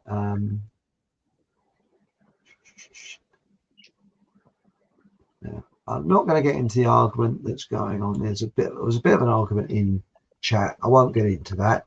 As long as people are polite to each other, that's fine. People can disagree. Yeah, I mean, no, I came on. I mean, the only reason I've done any of these shows, and particularly tonight, is because I'm wanting to share things which I think may help people, and particularly with, particularly what we've been going through tonight. I've got no alternative, you know, motive other than trying to share things with people, which I think will help them. You know, so people can make of that what, you know, what sorry, I read everything out walks on the wall, but what gets me, the two what always amazes me, you can see them on YouTube and all over social media. When you hear about people viewing the future, it's all doom and gloom. Oh, you know, we're going to have a nuclear war, we're going to have this, we're going to have pestilence and fire. Has any of them said, well, it's going to be quite nice, actually, you know, we're going to have sort of people, you know, people are going to be happy. In fact, they're going to invent something that creates people, makes people have a dirty laugh, you know. That would be good if everybody gets to giggle, some sort of laughing gas where, you know, you'd be walking along the road and everybody's going, you know, wouldn't that be lovely? I mean, if everybody had the giggles, you know, can you imagine these party political conferences with all sitting there going, well, I think there's, and everybody's going, you know. I think, you know, this is the thing. I live do you in want the real world. Should we talk about work? Do you want can we talk about work and money? Would that be all right? Certainly. Do you mind if I just give one more? There's just one No, more. As someone who likes listening to these ideas, I'd like to ask, how can we be really positive when things are the way they are? Well, I'm very positive about it because I think things have got to get bad before they get worse. Better, rather.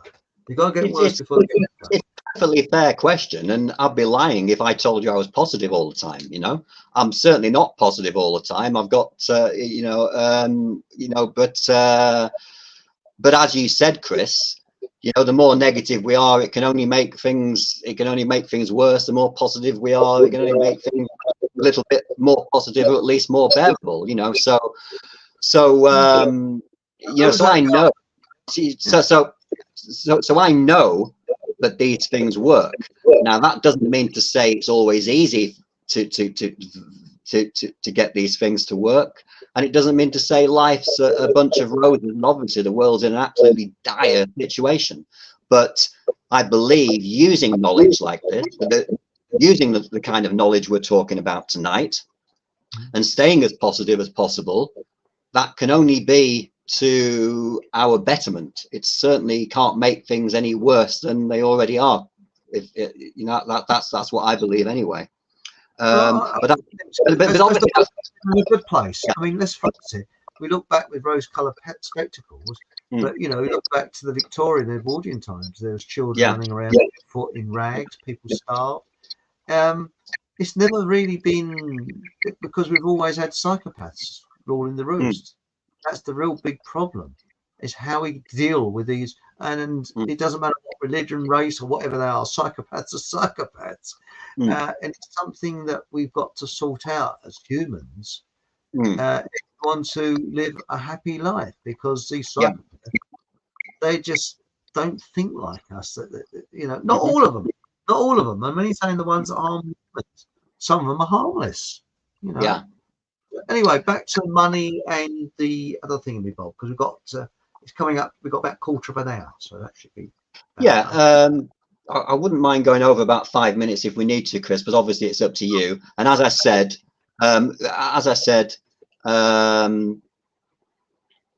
if you'd like, I'm up for doing a 2-hour question and answer thing. I'm probably like shooting. I probably should shoot myself now. No,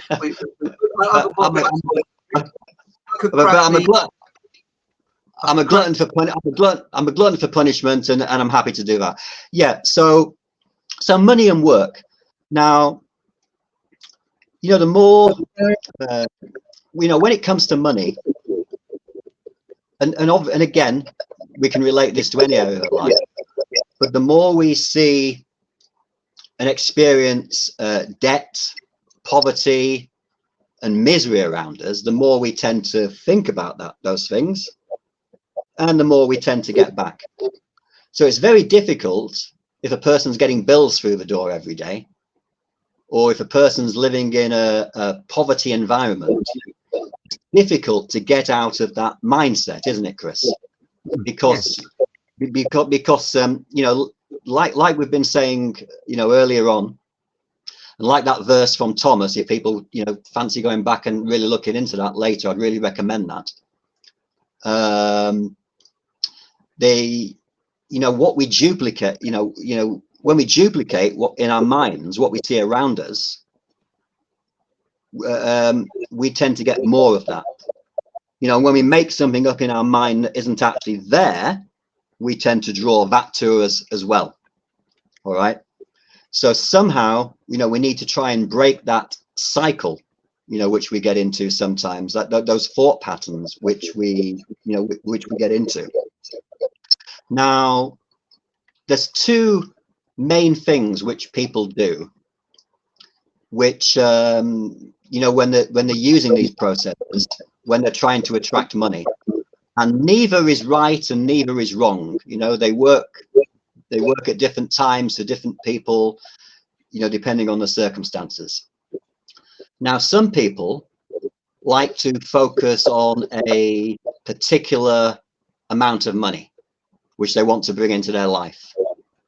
So whether that's receiving a check from somewhere, whether that's winning a competition, whether that's just focusing on a particular amount and have no idea where that's going to come from.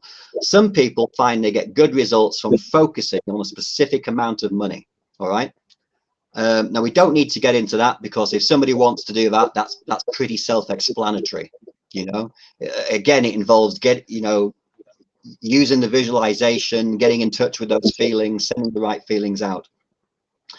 Now, what other people tend to do, Chris, which I think is a little bit more interesting, some people get very good results from visualizing different things which they want the money for. Does that make sense to everybody? Yeah. So, you know, so they might visualize a new house or a new flat. They might make a list where they like a new computer, a pair of shoes, new outfit, a holiday, etc., etc. So instead of visualizing the money, some people get better results by visualizing the things which they want the money for, and then that tends to draw the money in somehow. All right. Now, have you ever been? Has anyone at home or yourself, Chris, have you ever been to the Ideal Home Show? Do people at home all know what the Ideal Home? Yeah, I mean, Olympia. Yeah. I mean, for people that aren't in the UK, that's a big that's one of the biggest exhibitions in the United Kingdom, and for people that aren't over here, it's basically everything you can think of for the home, and there's people selling some services there as well, isn't there? Mm. And one year, you know, many years ago now, I worked on a stand there. Has anyone heard of something called, I think it was called Renapur polish? Have you ever heard of that, Chris? No.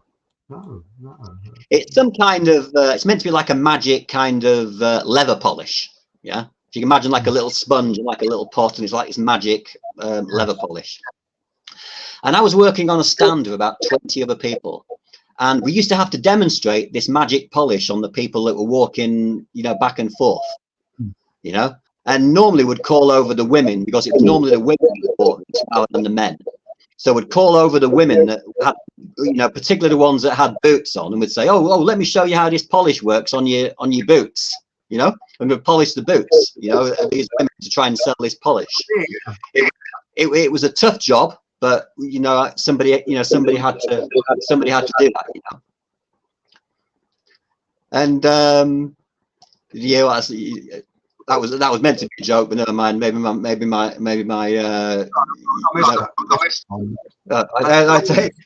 Okay, it's okay. I tell you what you can use. Don't give up the day job. Oh wait a minute, I've not got a day job. Anyway, so we used to demonstrate this polish, you know, very often on women with boots who walk past. And there was one young woman who used to work on the stand with us, Chris, and what she used to do is she used to come into work each day And she used to have a list sometimes with her, or she would tell us, "Oh, today I'm working to fill the car up with petrol. Oh, today I'm getting a day's rent. I'm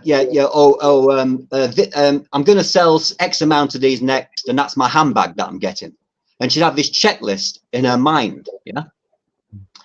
And this young woman wouldn't just sell individual pots of these, Chris. She'd sometimes sell like trays of them like this.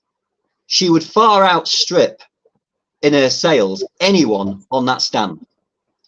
And I believe what she was doing, that was because she was focusing strongly on the different things which she wanted to buy, and she had those in her mind.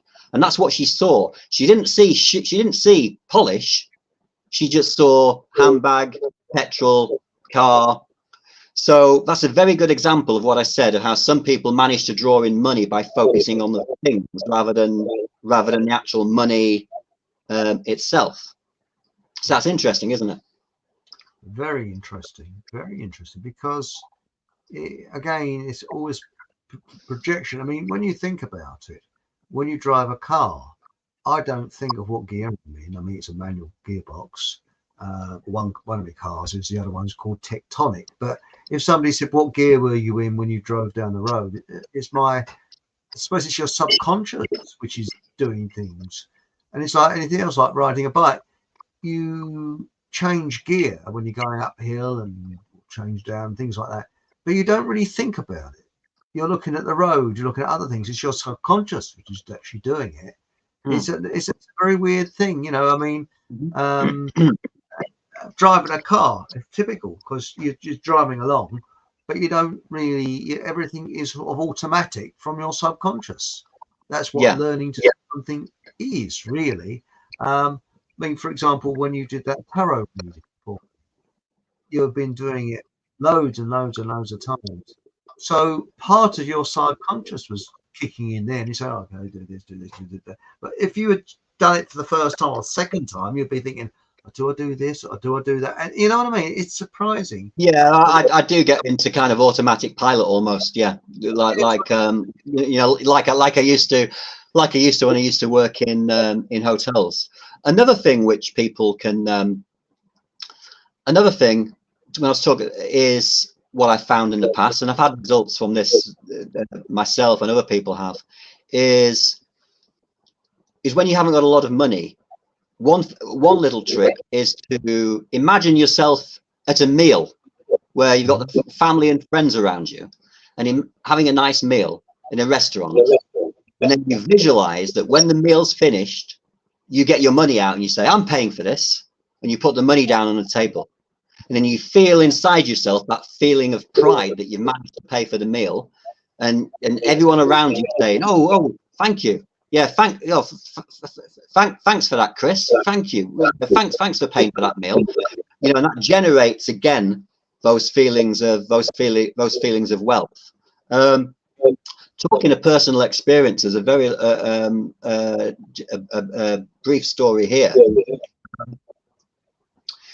With money, you can sometimes, we won't get into it too much tonight, but symbolism and things which aren't quite literal can also be used in visualization. Now, what I used to do sometimes with money is, if you imagine yourself walking down the street, Chris, in the summer, and there's all trees around you, yeah, but instead of seeing the leaves on the trees, you imagine that those leaves are notes, are money. £20 notes, £50 notes, and you just see that as you're walking around your daily business, and you don't need to close your eyes. You just imagine that there's notes on the trees. Or if it rains, you imagine that it's raining notes. You just see that in your mind, that you're raining notes. And with all kinds of visualizations and any kind of processes like this, the more you practice, the easier it becomes, and the faster results start to happen. It's like practice, you know, like anything, you know, whether if you're lifting weights in the gym, not that I've ever done that, imagine you're going to get muscles. When you're using the mind, using these kind of processes, that's another part of yourself which you're exercising, isn't it? And you're going to get better at it. But with the money, you know, I spent, you know, I don't know how long it was. I don't know if it was several days or whether it was a couple of weeks. I was kept imagining money whenever it was raining, coming down from the sky, the money in the trees. And does anyone at home know where? Actually, I won't say where. I won't say where the location was. Somewhere on the outskirts of London. And it was the early hours of the morning, and I was coming back. I don't know if I was coming back from a club or I was coming back from a party. And I was walking along the street, early hours of the morning, and I heard this beep, beep, beep, beep, beep, beep. And I looked over to my right, and there was a cash machine. Early hours of the morning, cash machine there, and there was this alarm going off. And the alarm stopped, and I walked over to the cash machine. And as I was walking over, money started to come out of the cash machine, like, and yeah, and all of these notes started to come out of the cash machine, and there was no one around at early hours of the morning, and I believe that was a result of, you know, of the visualizations, you know, which I've been doing. Yeah. That's quite surprising. It is, yeah. I mean, and obviously, you know, with work as well, you know, money can help with work situations. So I don't know if there's anyone. I don't know if there's anyone at home who has, you know, who wants a new job or is looking for a job at the moment. So, you know, what I would suggest there is that people is write down the, you know, a visualization, like we said before, put an affirmation with it, you know, which goes with that visualization. It's good if your affirmation rhymes as well. You know, it really helps. And just create a little visualization, and just every day, maybe a couple of times a day, you know, just visualize yourself in that ideal job. And then come out of the visualization, and throughout the day at regular intervals, just try and focus positively on the visualization of yourself in that ideal job. Is anyone at home self-employed? I know Chris the Gardener's self-employed, isn't he? I was thinking about Chris the Gardener when I was thinking about this subject. I'm self-employed as well. You're self-employed. Obviously, I used to read the tarot cards, do life coaching, you know, full time. And I was thinking about Chris the Gardener.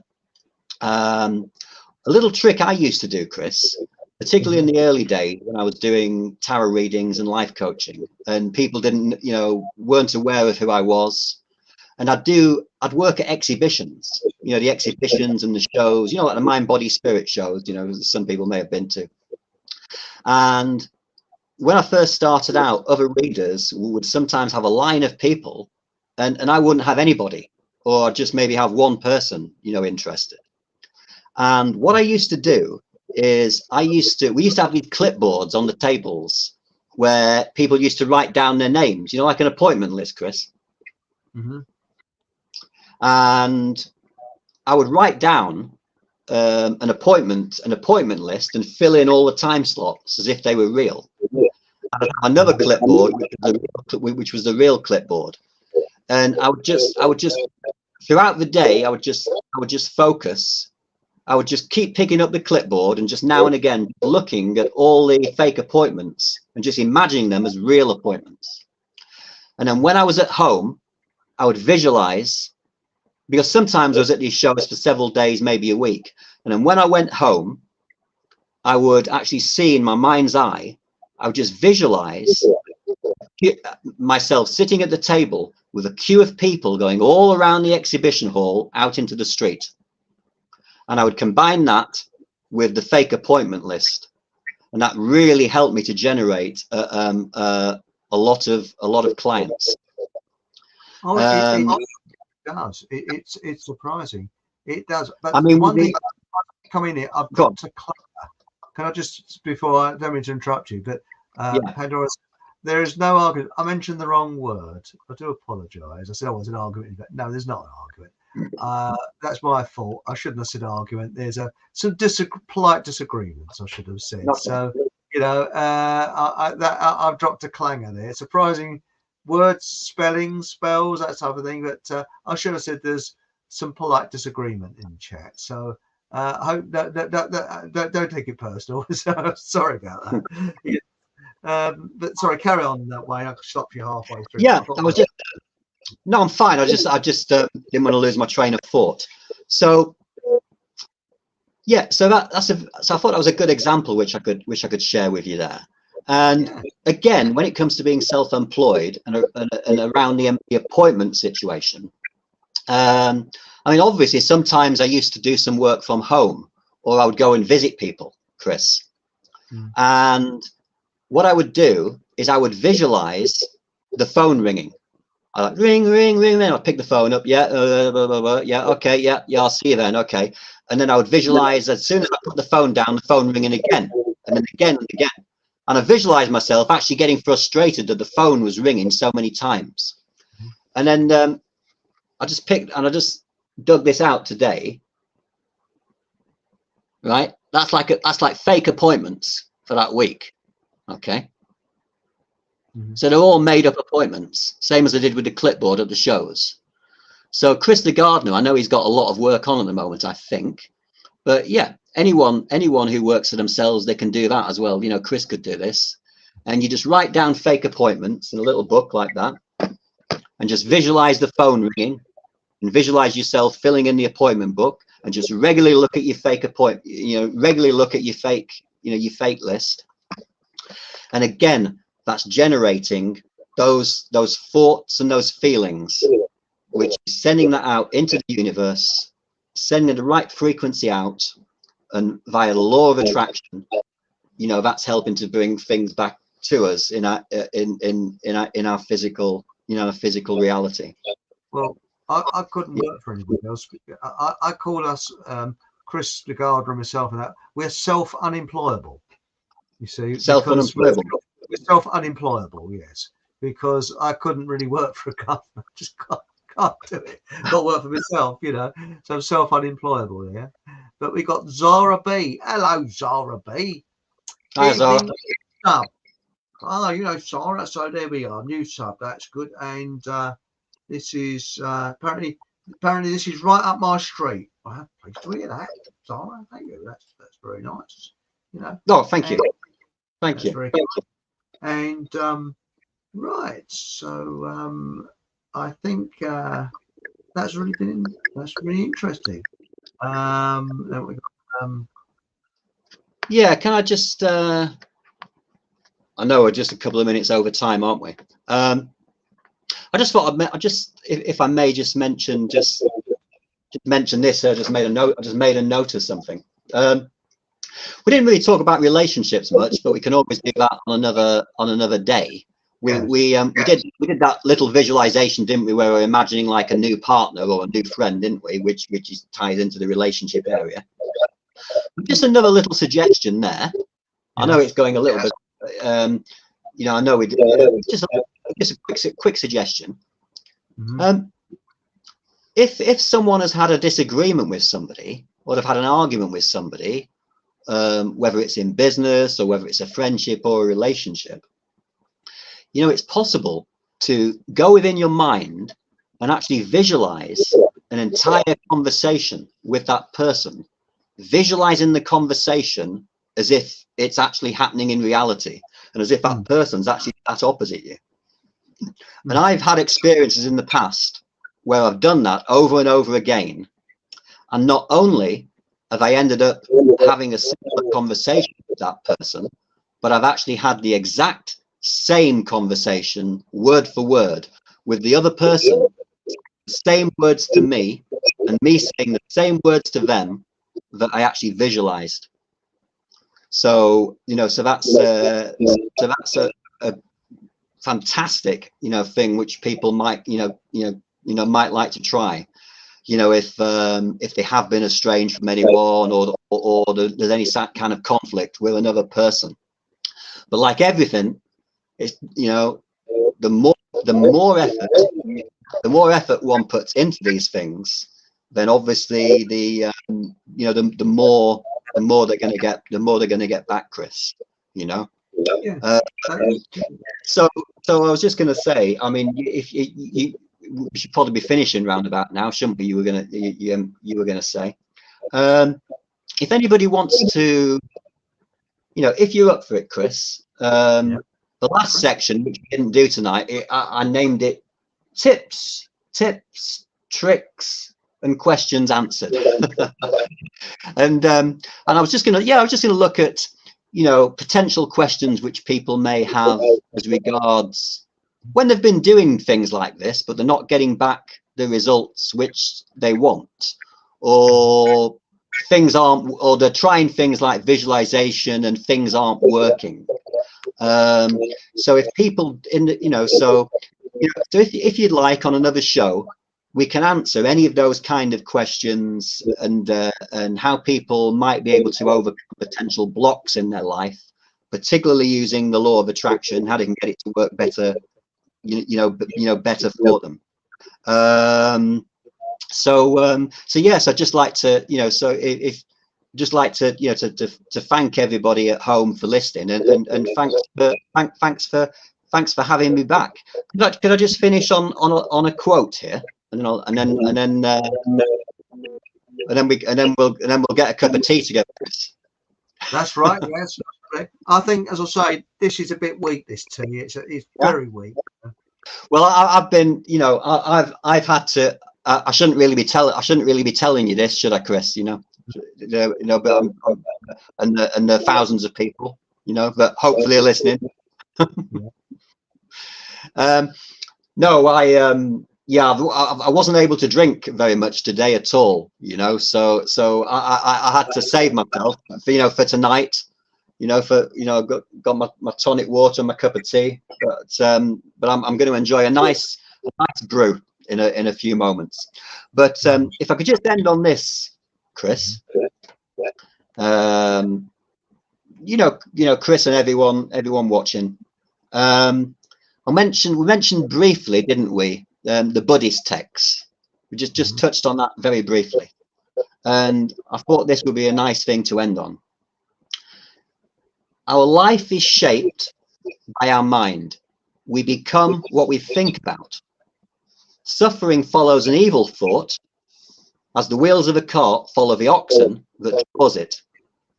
Our life is shaped by our mind. We become what we think. Joy follows a pure thought, like a shadow that never leaves. Nice thoughts. Excellent. And on that note, thank you very much, Wayne, for joining us tonight. That's my pleasure. Thank you. Thank you. YouTube allowing. If we haven't set their klaxons off tonight, next week, Chris, the gardener, and Ben will be back. So that's going to be quite a show. And we're going to be talking about a very interesting subject. So, but tune in to find out what it is. And sorry, that's an evil thing to say. But no, what I'm going to say is thank you, everybody in chat. And I'm sorry if I said a word out of place. I said argument. I shouldn't have said. I should have said there's disagreements in chat. I'm terribly sorry. It's my fault. But, I'm at a very difficult age, But anyway, we'll be back next week, same time, same place, YouTube allowing, with Ben and Chris. And then later on, there's a show coming up on survival, because there's a popular demand for me to do survivalist shows. And I'm working out how to build a Berkey type water filter for pennies. So that's because if you buy a Berkey in this country, it's a fortune. So I'm going to try and show how to make a Berkey type. So you do it DIY, and it is possible to make one. So that's what I'll hopefully be covering in a future survival show. And, out to live for a couple of weeks on beans. So there we go. So thank you very much for joining us. And remember, whatever happens, have a bloody good laugh. And good night. Good night, everyone. Bye. Bye.